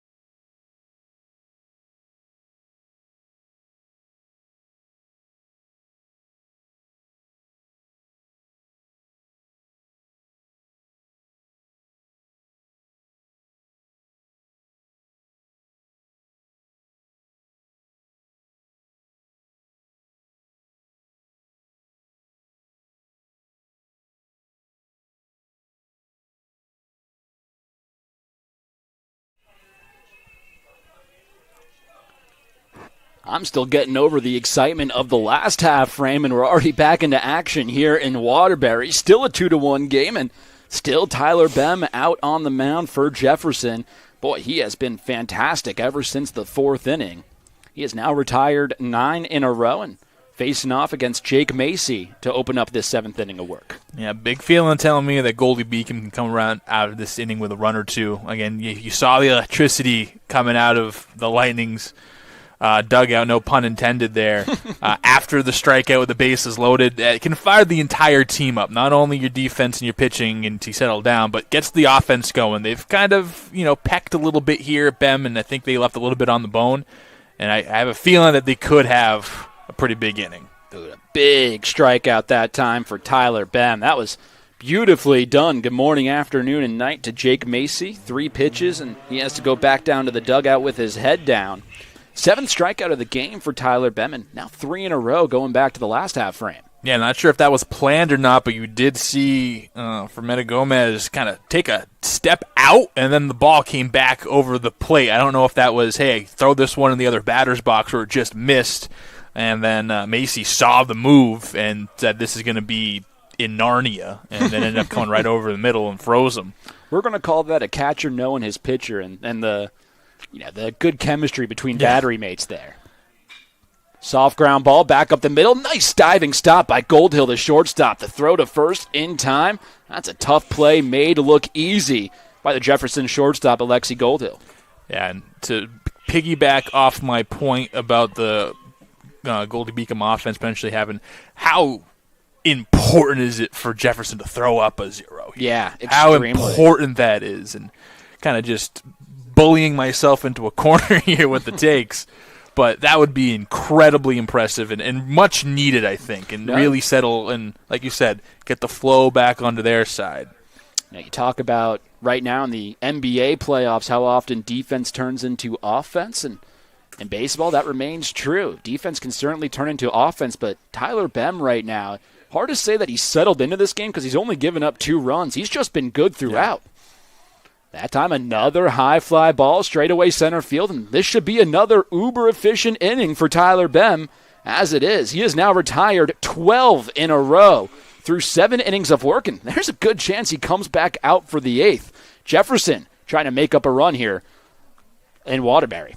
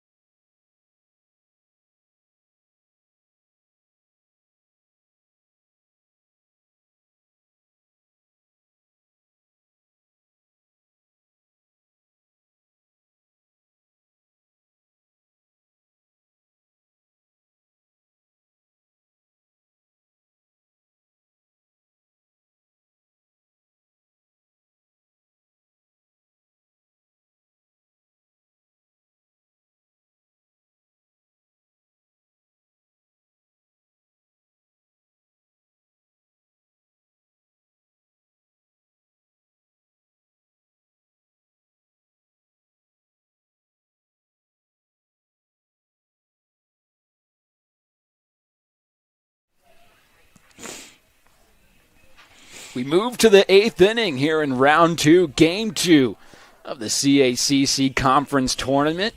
It's Trip Capers leading the Rams off here in the top of the 8th. They trail by 1, but I don't even think the word threatening does it justice. They have had guys in scoring position over the last 3 innings, have just not been able to take advantage.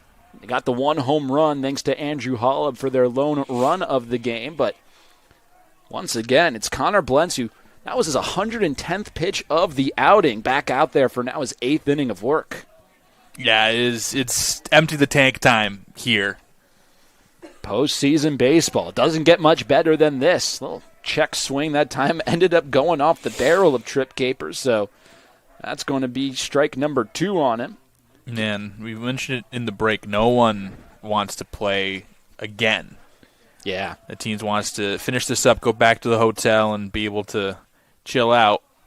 Capers in an 0-2 count. Gets plunked, and there's a leadoff man aboard for Jefferson. Leadoff walks lead to bad things, as we've mentioned a few times already on this broadcast. That one not really a walk, but same difference, and a hit by pitch.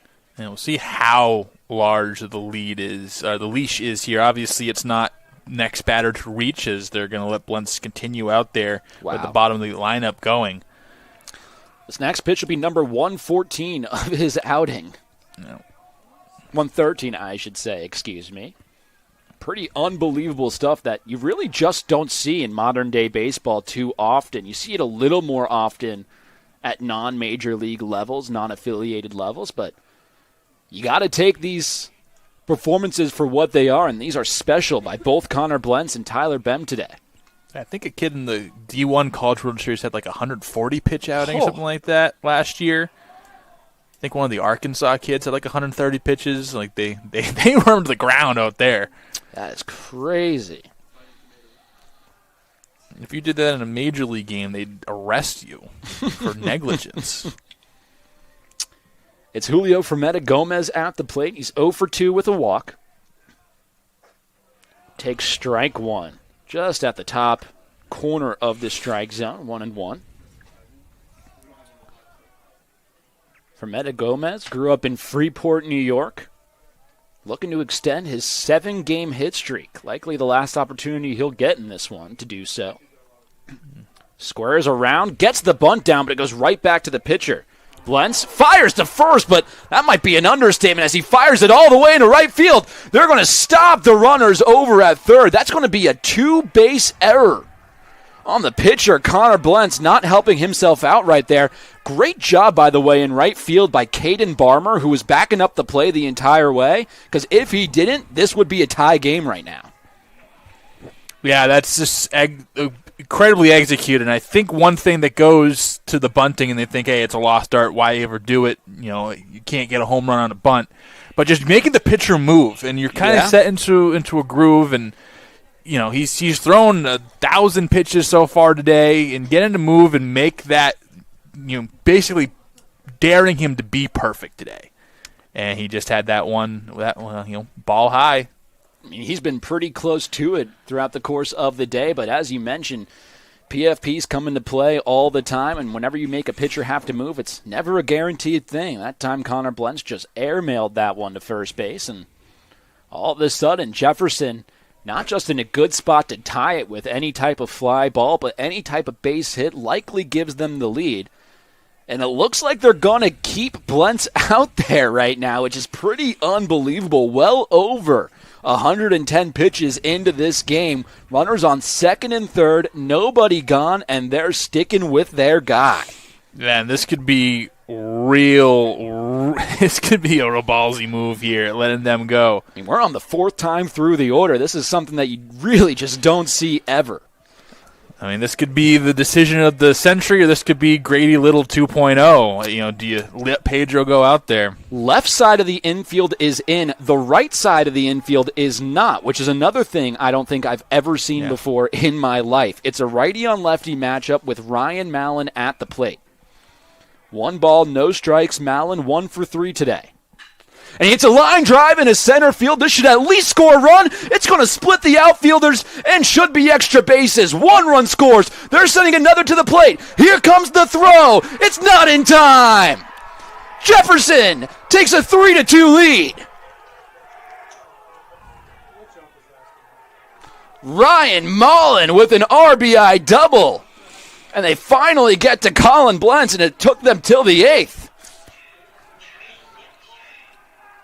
Yeah, burnt the candle out on both ends, and I think they tried to push just 1 extra inning out of him, and he just didn't have it.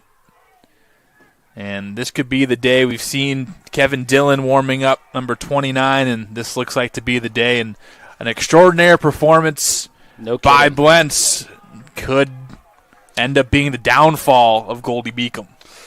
Man, leaves a little bit of a bittersweet taste in your mouth if you're a Goldey-Beacom fan, because Blentz was nothing short of tremendous. Remember, this is the 8th inning that the starter is going into, well over 115 pitches throughout his outing.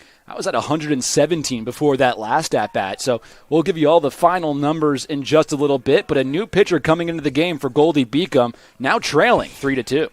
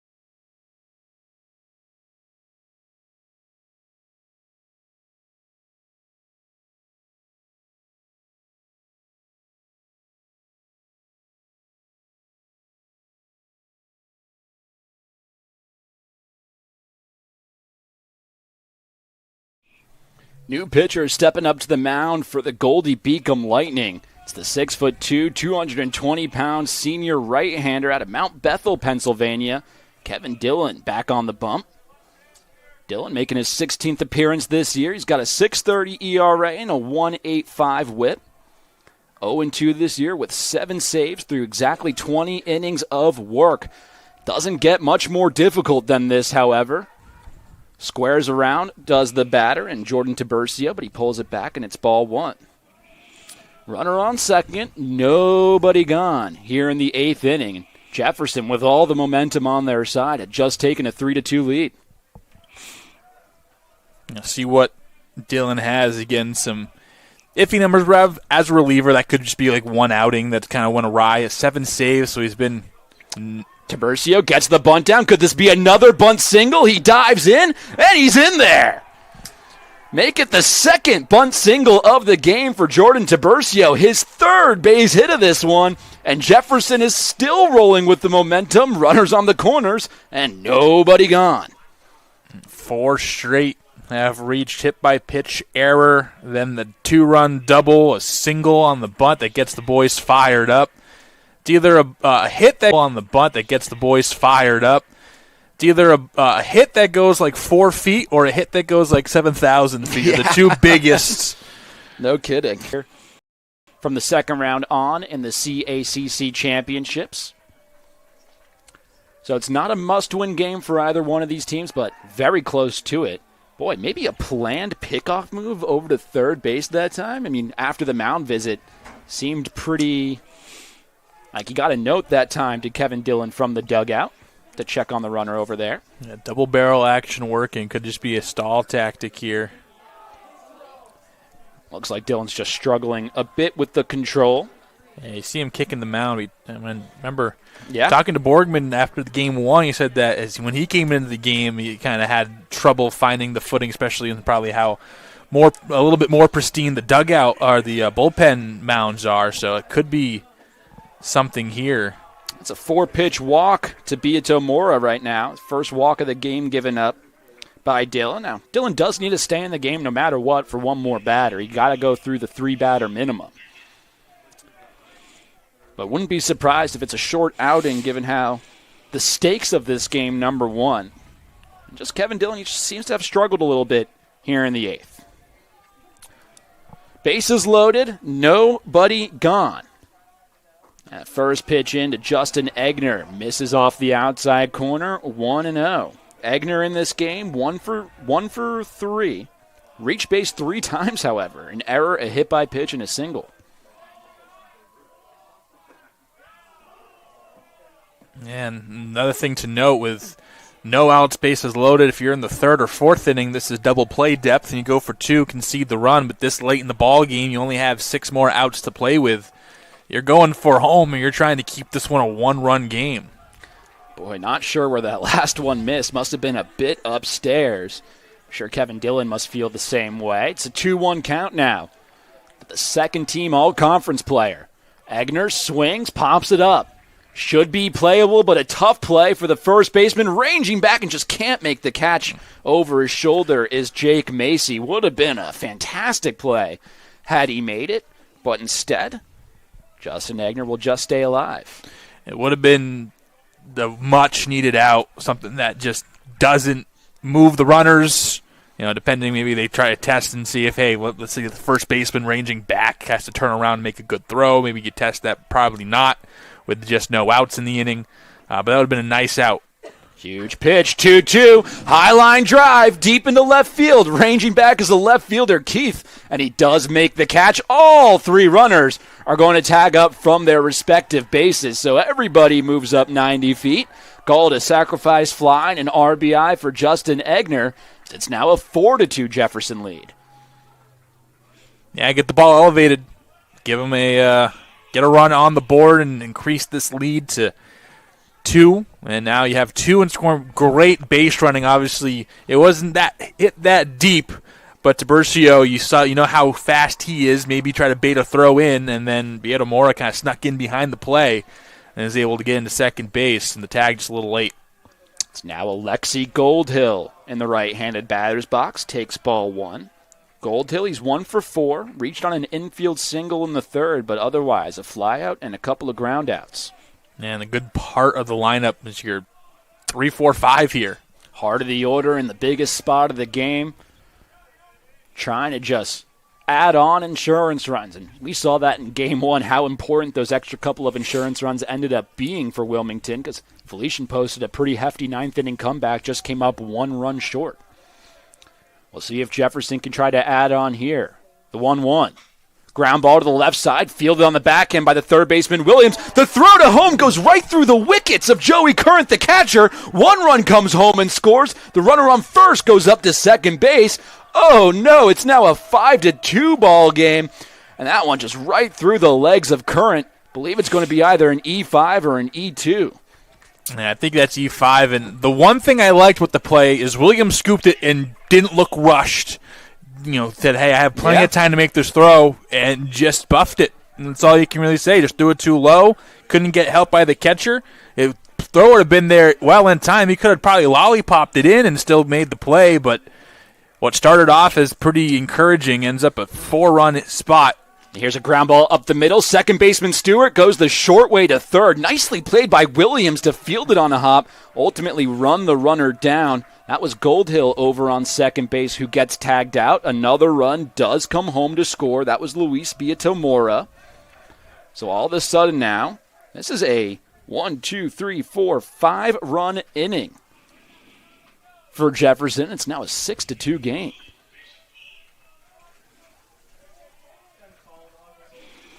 Yeah, big spot.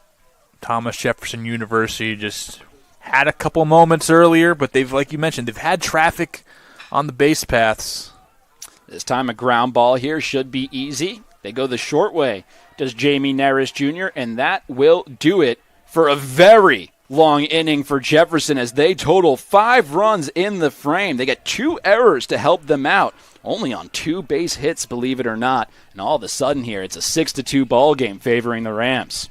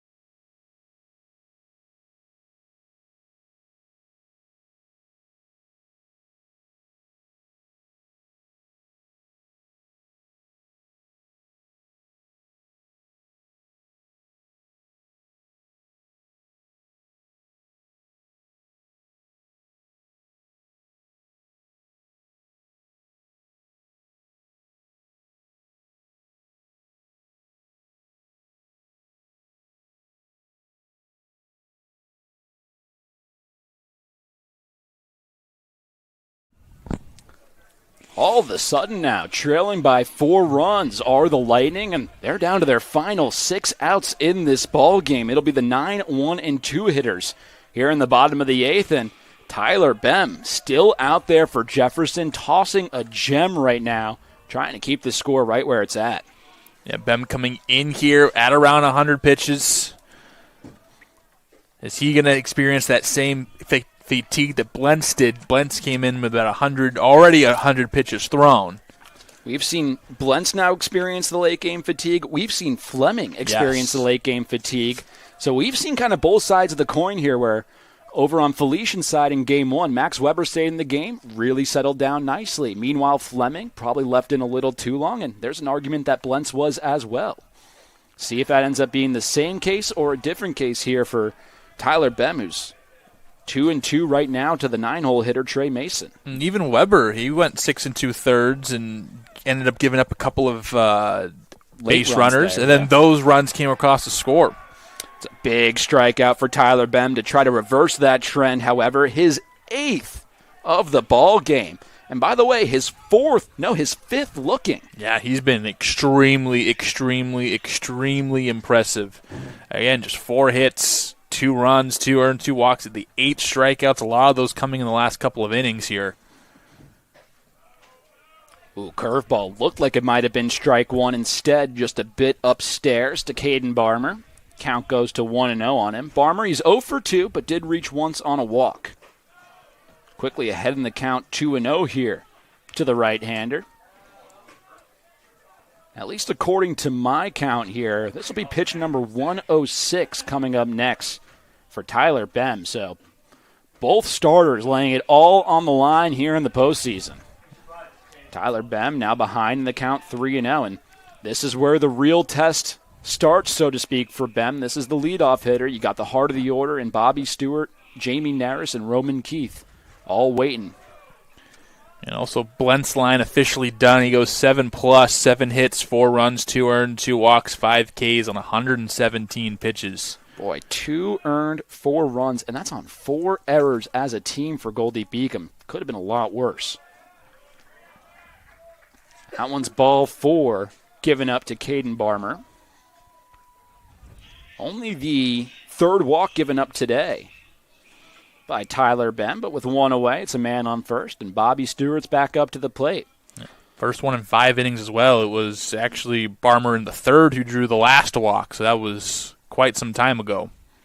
Seeing a little mound visit here. Haven't seen a signal as of yet, so don't know if they're going to take Tyler Bem out, but definitely some signs for worry, especially after what I like to call the gentleman's walk, a 5-pitch, 3-0, 3-1, 4-1 at bat.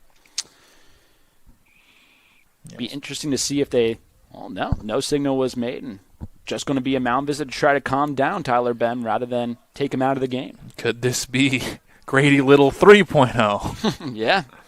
Be interesting to see if this trend can get reversed at either point. It's maybe the finest line to walk as a manager of a baseball team. Do you roll with your guy, or is he too tired? Yeah, 108 pitches, and I don't know. I like the heroics here and what the storyline brings, but it's day 1 of the tournament. Some really impressive stuff, to say the least, from all 4 of the starters we've seen today. Yeah. I'm fine letting them go through some struggles. I think here it's when, all right, let's use our guys, get us out of this one, and if we give up the lead, then that's just baseball. But if you can kind of close it down with only 1 or 2 relievers, probably not throwing too many pitches to kind of be a factor for tomorrow. The other thing that's worth noting for Tyler Bem, take a look at the top 3 hitters of this Goldey-Beacom order. Only 1 hit, now maybe 2 hits combined between the 3 of him, and that's actually Bobby Stewart getting aboard via the base knock. Now with 1 away here in the 8th, Goldey-Beacom starting to threaten 2 men on the corners with 1 gone. And again, it kind of feels like you're pushing too hard here, and I think that could be it with another it tends to be coming. You're talking about 2 mound visits and 2 at-bats. Got to think this is the end of the line, and yes, it will be. A new arm coming into this game for Thomas Jefferson University, but what an outing for Tyler Bem. Gave up 2 runs early in this one, but at one point retired 12 batters in a row. ultimately is responsible for the 2 more runners on base. It's a 6-2 Jefferson lead here in the 8th when we get back.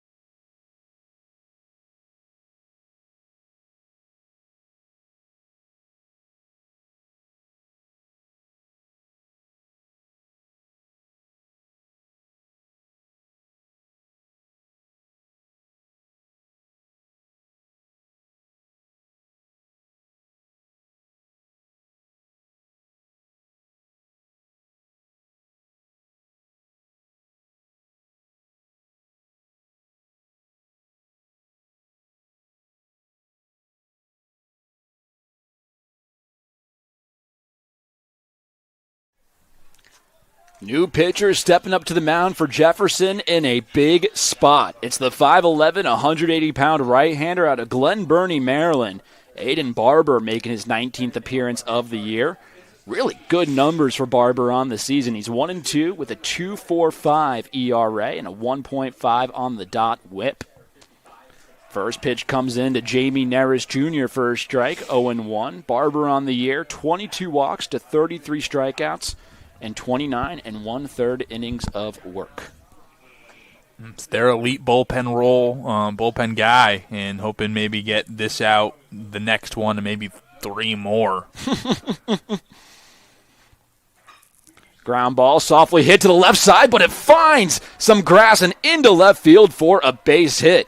Called an RBI single for Jamie Neris Jr. as Caden Barmer touches home plate. It's now a 6-3 ball game. And that run will go to Bem, so now 3 runs, 3 earned against him. And 2 pitches in makes it a 3-run ball game. Still responsible for the runner on second base in Bobby Stewart is Tyler Bem.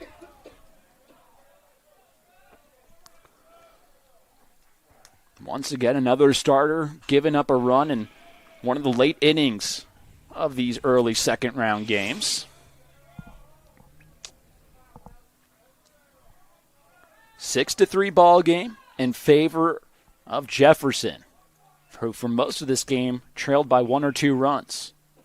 A little excuse-me swing that time from Roman Keith. Count goes to 0-2 on him. Keith on the day, he's 2 for 3. Couple of singles and a strikeout look in his last time up. That was part of a stretch of 3 strikeouts in a row for Tyler Bem. Huge pitch in this one for Aiden Barber. Both runners take off, and the pitch is well upstairs. I don't think Fermetta Gomez nor the rest of the infield was really ready for the double steal there. Either way, it's 2 in scoring position. On top of that, with the righty in the box, a good start time to do it. You have to go around him, and you can't really go through him. It's not really looked good upon. The 1-2. Swing and a miss for strike 3. Huge strikeout for Aiden Barber out on the mound. And all of a sudden, that's 2 away here in the 8th. First strikeout of the game for the right-handed senior. It's going to be all up to Zach Smethers to try to keep this inning going for Goldey-Beacom. First pitch into him. Whoa, what a breaking ball that time. Went right out of the hand of Aiden Barber and off the kitchen sink into the strike zone. Smethers, 1 for 3, a couple of strikeouts, but the 1 hit, an RBI double back in the 4th.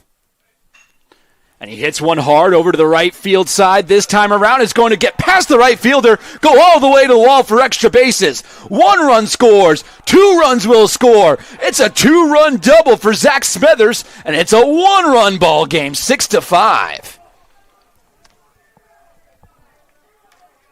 And both teams getting bit by leaving their starter in a little bit too late. Left them in. It's a little bit too late. Gets a couple guys aboard, and then jumping over the relief pitcher that comes in. Now just a 1-run game and a team that has a lot of confidence. And Macy, the guy who delivered the walk-off sacrifice fly in their win earlier in the playoffs, he could be the guy to deliver a big hit here. Cody, I don't know how we're going to handle a third game. These games have been unbelievable so far today, and this one just following suit. I mean, it was a 2-0 Goldey-Beacom lead. Then it was 2-1 thanks to the home run from Andrew Holub. Then all of a sudden, Jefferson broke out for 5 runs. Only a half inning ago. It feels like it was 10 years ago at this point. Now Goldey-Beacom trying to inch their way back from a 4-run deficit. They only trail by 1. Yeah, 8 of the 11 runs in this game total have come in this inning, and we're not done yet, and we're a hit away from another run being added. Not sure what the stoppage was about that time around. It's still Jake Macy out in the batter's box, and it's still Zach Smethers out on second base. No pitching change. So just a little conference between the hitter, the runner, and the coaching staff about how they want to attack this, and they were quickly asked to disperse. First pitch into Jake Macy, called a strike at the knees, and the count goes to 0-1. This inning started with a strikeout looking to Trey Mason, but then a walk and a single to Barmer and Stewart respectively took the starter Tyler Bem out of the game. There's a ball, misses just low. Jamie Neris knocked in a run with his single. He stole second. Roman Keith struck out, but Zach Smethers brought the Lightning to back within 1 thanks to an RBI double only a couple of pitches ago. By the way, what a day for Smethers. 2 for 4, 3 ribbies, and 2 doubles. Ground ball to the left side. This should get Jefferson out of the inning. The third baseman, Holub, fires to first in time, and that will do it here in the 8th. But you better not go anywhere because this game is far from over. Goldey-Beacom scores 3 runs in the inning on 3 base hits, no errors, and leave 1 man stranded in scoring position. It's a 6-5 ball game.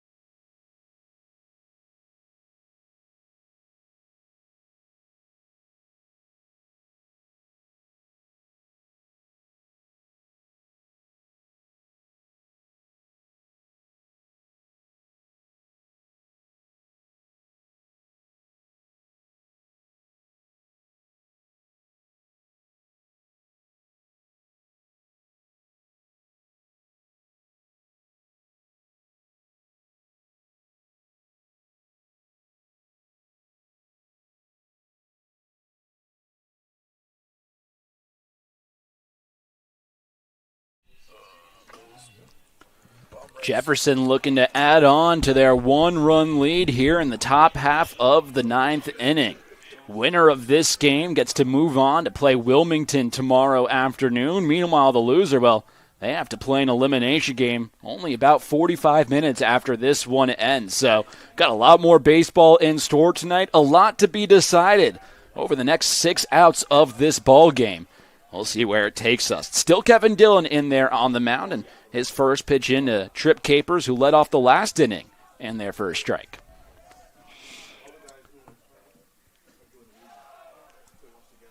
Capers takes a pitch just off the outside corner, move it to a 1-ball, 1-strike count.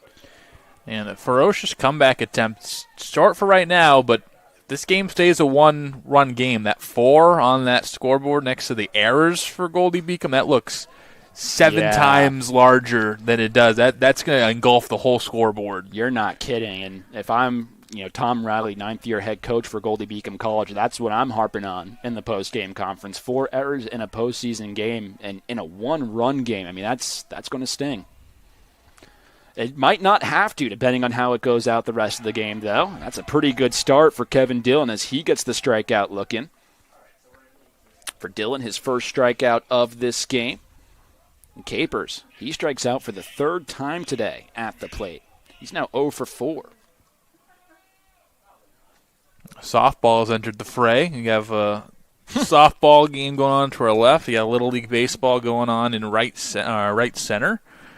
What's Municipal Stadium? Yeah, be getting the use of everything here today, the whole complex. You and I have talked in between innings a good amount about MLB The Show and Road to the Show and things of that nature. They have a little bit where they put a beach ball in left field for no reason. Yep. Pretty constantly.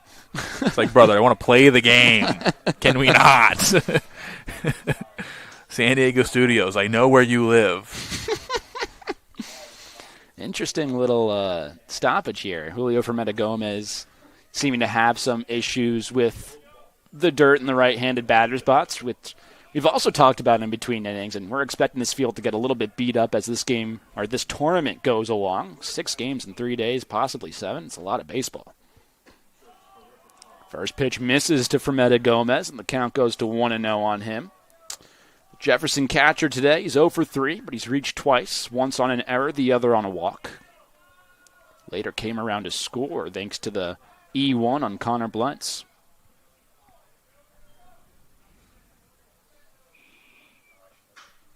It's a high fly ball, foul territory down the right side, and it goes out of play. Now a ball and a strike.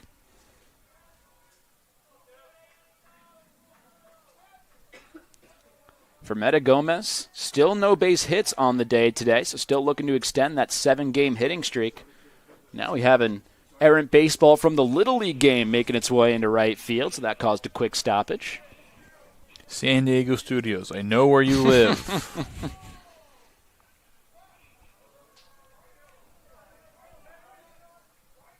The 1-1 to Fermetta Gomez. This one skied in the air, shallow right field. Barely having to move is Caden Barmer, and he makes the catch for out number 2 here in the 9th.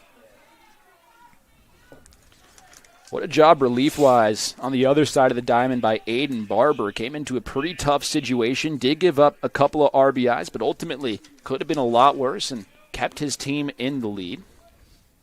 Could also give you the final line for Tyler Bem today. Ended up 7 1/3, 5 hits, 4 earned runs. 3 walks to 8 strikeouts. Some tremendous, tremendous outings from our starters today. Yeah, if you think the starting pitcher is dead, then tune in.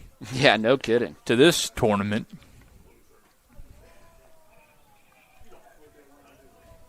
Ryan Mullen at the plate. He's having a great day himself. He's 2 for 4. Last time up, he ripped a double. Went for a couple of RBIs and came around to score. Shadows might be playing a bit of a factor as well as we near sunset in Waterbury. It's just behind kind of the second base bag, but still might create a little bit of a weird illusion for some of the hitters.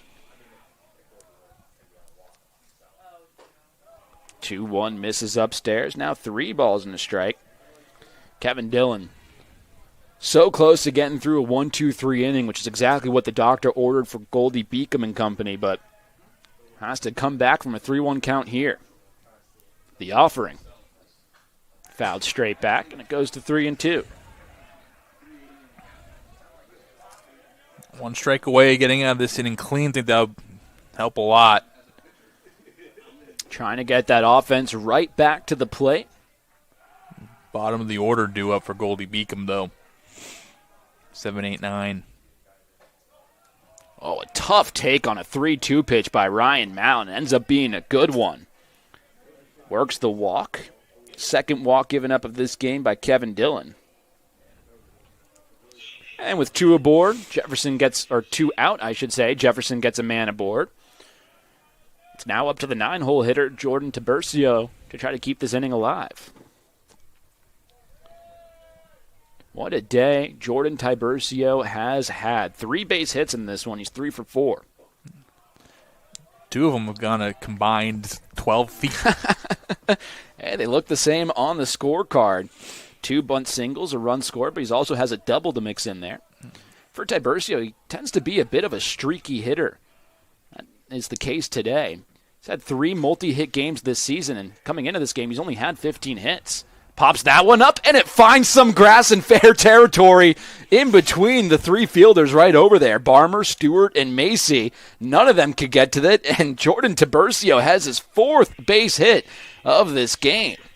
And every tournament has it. Every game has it. The one guy you don't expect to come through. And Tiburcio hasn't produced an RBI, but has kept the line moving. Has set the table for those in front of him.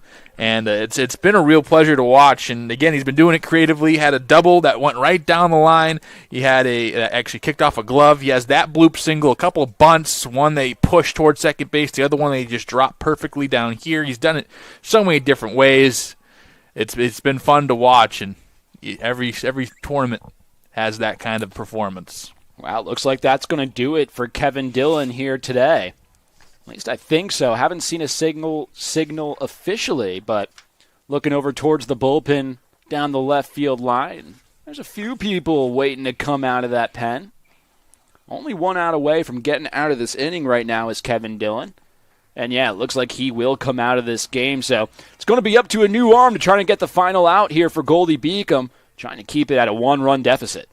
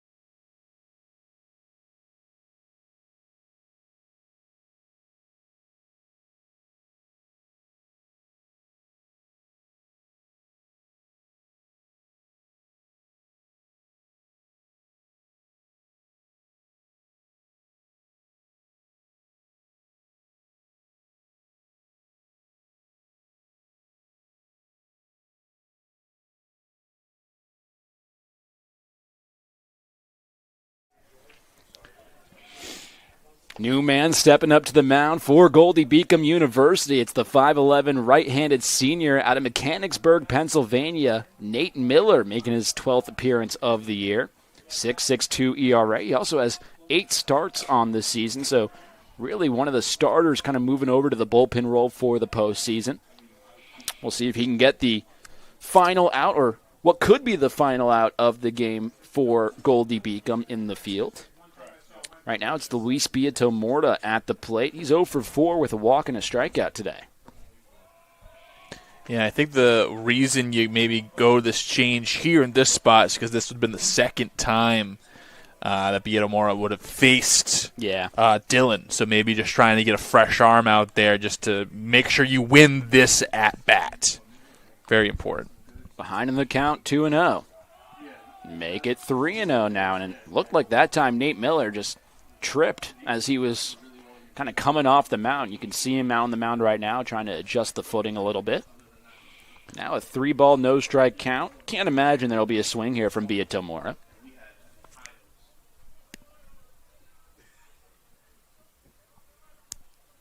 There's not a swing, but it wasn't really a strike either way, so it goes down as ball 4. And certainly not what you wanted if you're Tom Riley as the head coach at Goldey-Beacom. You bring in a new arm to try to get the final out of this 9th inning, and, well, he gives up a 4-pitch walk. Back-to-back 4-pitch walks for Luis. And here's Egner, who had the sacrifice fly, believed to officially take the lead. Yeah, you're right on that one. It was a pretty good at-bat, too. Ended up as a 2-2 count last time out for Egner. He fought his way to find a pitch that he could just stay enough behind of. Remember, he was out in front of a couple of different breaking balls in that battle. Takes strike 1 on the outside corner. This is his 5th time up to the plate in this game so far. Well, he's 1 for 3. Actually, 1 for 3. I got it right. Reached on an error, a hit by pitch, and a single.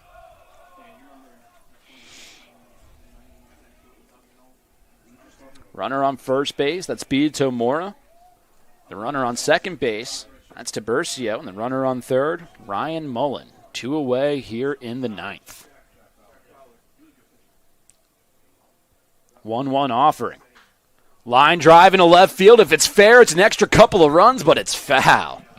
Boy, this close to adding on a couple more insurance runs for Thomas Jefferson University, but once again, Justin Egner just a touch out in front of a breaking ball.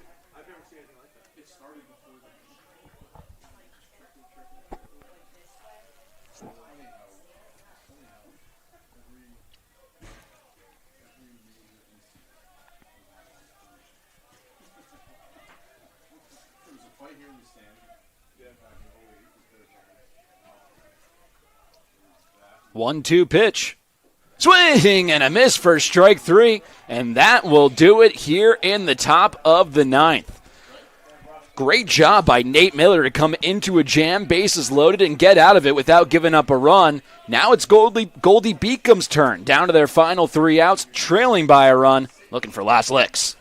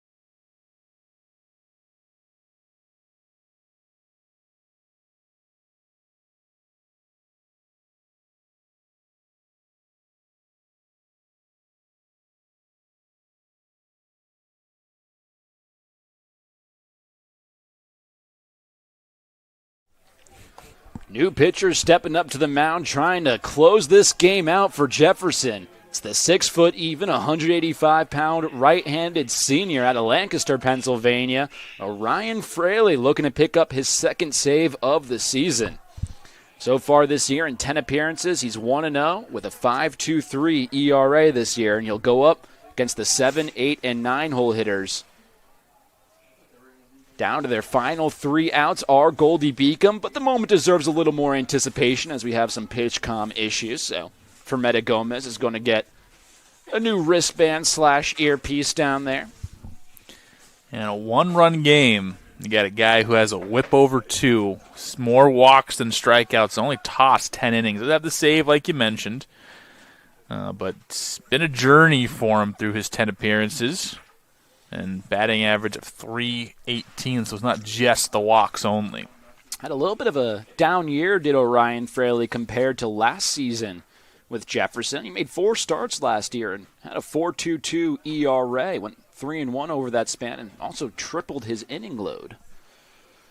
So I wonder if there was something maybe mid-season that caused him to only pitch 10 innings throughout the year, but we'll get more information, I'm sure, as the tournament goes along. Either way, it's Brent Williams right now, leading things off for the Lightning, taking ball 1 up above his head. Williams, he's 0 for 3. Bottom 3 in this order, the 3 that are due up in this inning, they're combined 0 for 9 in this game. Not one of them has been able to reach base yet.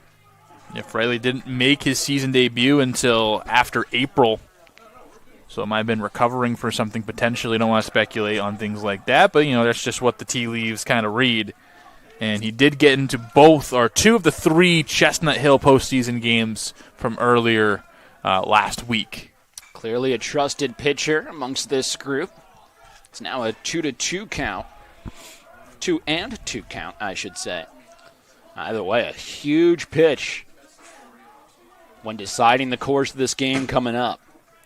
Fraley to Williams, the 2-2, misses off the outside corner, and it runs full. We can give you the final line on reliever Aiden Barber for Jefferson. 2/3, 2 hits, 1 run, which was earned, no walks to 1 strikeout. And a big swing and a miss that time on the payoff pitch. Brent Williams goes down by way of the K, and there's 1 down here in the 9th. Big pitch, and I guess kind of put the sock in my mouth, kind of seeing the numbers, but this kid has it, and at least has it right here. Maybe it's the extra juice. Could be finding the previous form like he had last year here towards the stretch. Joey Current, the next man up. As aforementioned, 0 for 3 so far in this one. If all things hold out the same, it'll be Goldey-Beacom taking on Felician just about 45 minutes from the end of this one, but still 2 more outs to play with here. And there's a line drive, base hit, fair ball down the left field line. Should be extra bases. Joey Curran is hustling around first. He's going to get into second, sliding for a 1-out double here in the 9th. Yeah, I just literally tight-roped the line, and I'm sure they're going to bring in a pinch runner for the catcher here. But Fraley just leaves one over the dish and saucing it into left field. We're again tiptoeing that line and sliding double here for Joey Current. Joey Current picks up the first hit of the game for any of the 7, 8, and 9 hole hitters, and what a time to do it. Trailing by 1 with 1 out here in the 9th. The pinch runner over on second base, I should say, is going to be Connor Wilson. We're also going to have a pinch hitter here stepping up to the plate. This is Sean Roy coming in to replace Trey Mason at the plate. We'll give you his numbers in just a quick second.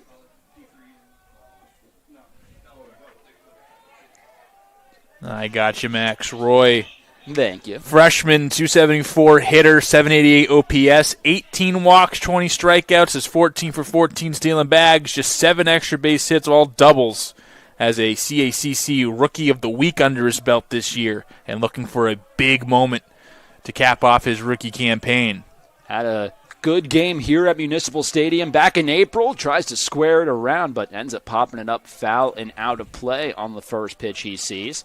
Maybe the right man to call up. Certainly a big moment for a true freshman here, but you got the matchup advantage in your favor, a righty-on-lefty matchup. Not to mention, Sean Roy enters today on a 5-game hitting streak and a 9-game on-base streak. Looking to extend both of those, and the only opportunity he'll get in this one, the 0-1. Big wave and a miss, and it goes to 0-2. On deck, it's the top of the order in Caden Barmer. Runner on second base, that's now Connor Wilson, but it was via the Joey Current double. Huge pitch. Fraley comes set, the 0-2. Breaking ball just slipped out of the hand a little bit, well upstairs. Goes to 1-2. I know it's a slip and they really weren't trying to go there, but don't mind that pitch missing over there. Freshman who might be kind of like looking to do too much, 0-2. Could have waved at something like that. So absolutely doesn't seem like that was the plan, but kind of all right that it worked out that way. 1-2 misses down low. Similar type of pitch. Hey, if you're going to miss, you don't want it to hurt you. You want it to be away from the strike zone. And Sean Roy, again, 274 average, 788 OPS. This is a batter that can certainly hurt you, even as a true freshman. 2 balls, 2 strikes, 1 out, runner on second base in a 1-run game. Bottom of the 9th, the pitch. Line drive into right center field. It's a base hit. And Goldey-Beacom's going to tie this game. Rounding third and coming home to score is Connor Wilson. It's Sean Roy with a pinch hit RBI single, and it's 6-6. Great piece of hitting, and I think kind of backfired. That ball outside might have calmed him down. He saw another one low in the zone and then found something he could drive and put a decent swing on it. Scores the runner from second easily in Wilson, and this ball game is tied in that 8th inning where both head coaches kept their starters in a little bit too long, starting to come back and bite both teams. As Goldey-Beacom looking to make the comeback and have put up 4 in the last 2 frames to tie it back up 6-6. Where do you even start when trying to recap this game? And we'll obviously get there at some point, but it's going to be a new pitcher coming into this one and a brand new ball game. 6-6 in the bottom of the 9th.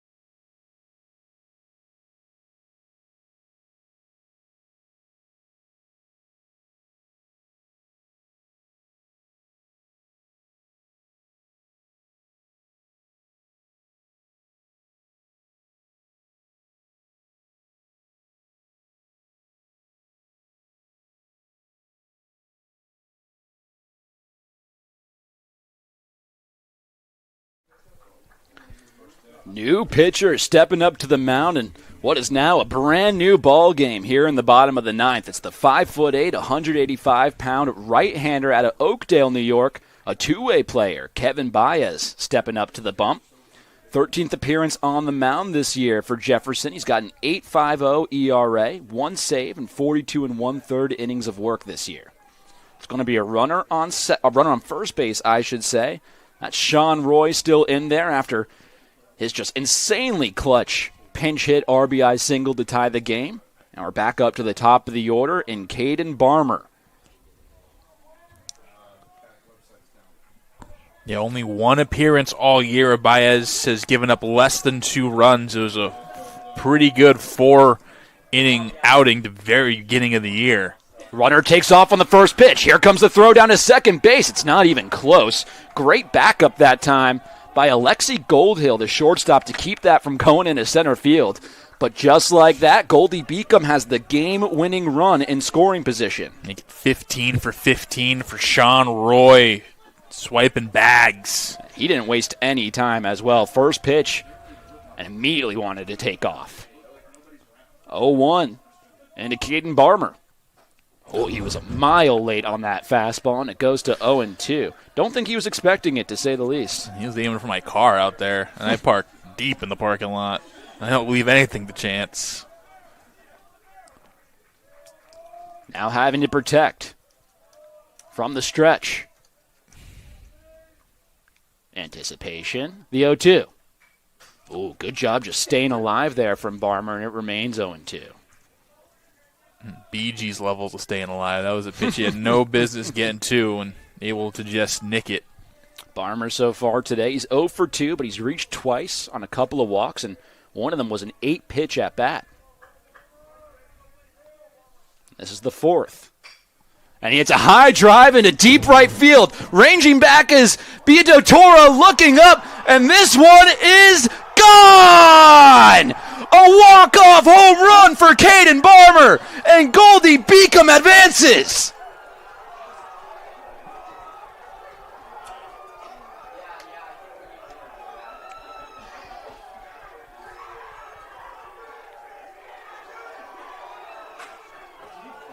Jubilation for Goldey-Beacom, and heartbreak for Jefferson.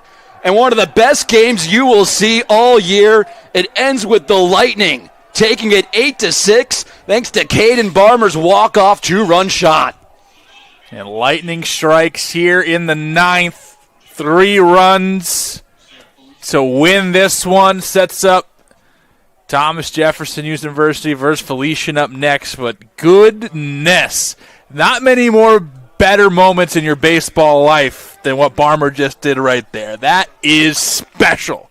Could you imagine the emotions running through Caden Barmer's head right now? The entire Goldey-Beacom dugout right now is just going absurd, and who could blame them? What a game we were treated to here in Game 2.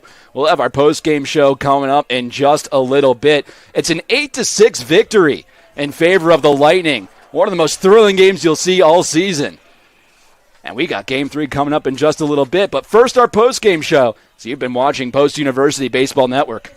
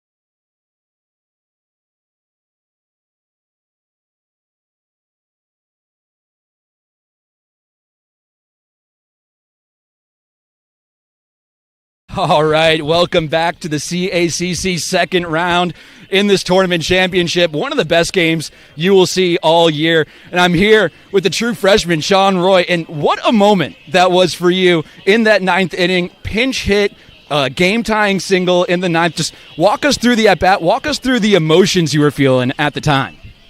I mean, pressure is at an all-time high there. I mean, heart rate's going. But I just feel like I'm someone who can perform in those moments, and I just want to come up big for the team at the end of the day. You were on the base paths when that wild shot was hit to end the game. When your teammate, Caden Barber, hit that home run, similar question, but do you even remember what happened on the base paths there? I mean, you guys were going insane. Kind of blacked out for a moment. As soon as that ball left the bat, I knew it was gone. Barmer's an absolute dog, and I knew he was going to get it done for us. Yeah, absolutely. And then just talk about this game in general, right? Back and forth the entire time. Guys take a 2-0 lead, ultimately go down by 4 runs late in the game, but it just felt like you were chipping away. And what goes into that mentality to really not give up hope late in the game down 4? You know, with our guys, we all know no matter if we're down by 1, down by 10, we got the grittiest team in the country. So we're going to give every team everything we got.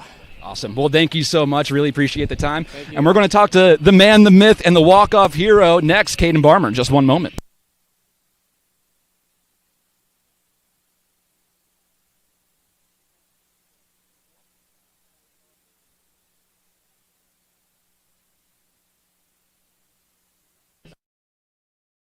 Welcome back to the CACC Tournament Championship Round 2 here postgame.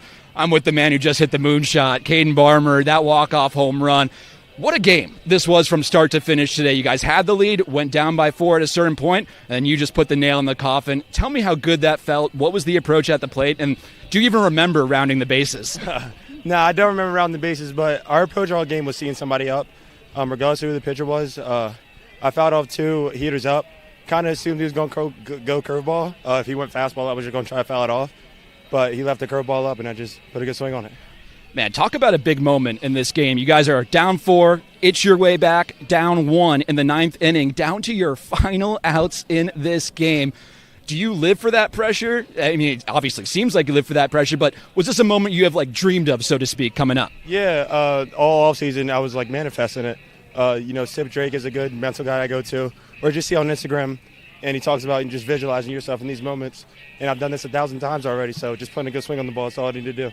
I don't think you get better visualization than that, watching that on replay for the next couple of months to come, that's for sure. Last question for you is going to be about one of your teammates. Just what an outing today for Blentz on the mound. Ran into some trouble late in that game, but really just kept dominating Jefferson throughout the course. As a fielder and as a hitter, what type of confidence does that give you when your starter's really dealing like that throughout? Yeah, it just shows that we got to go fight for him. He's out there doing his thing on the mound.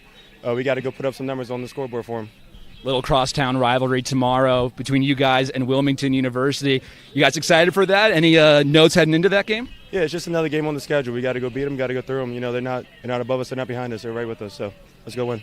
Awesome. Thank you so much for the time. Really appreciate it. That was the man, the myth, the legend himself, Caden Barber, with that walk-off shot. Once again, an 8-6 victory in favor of Goldey-Beacom today. We got Game 3 coming up in just a little bit. So don't go anywhere. In about 45 minutes, we got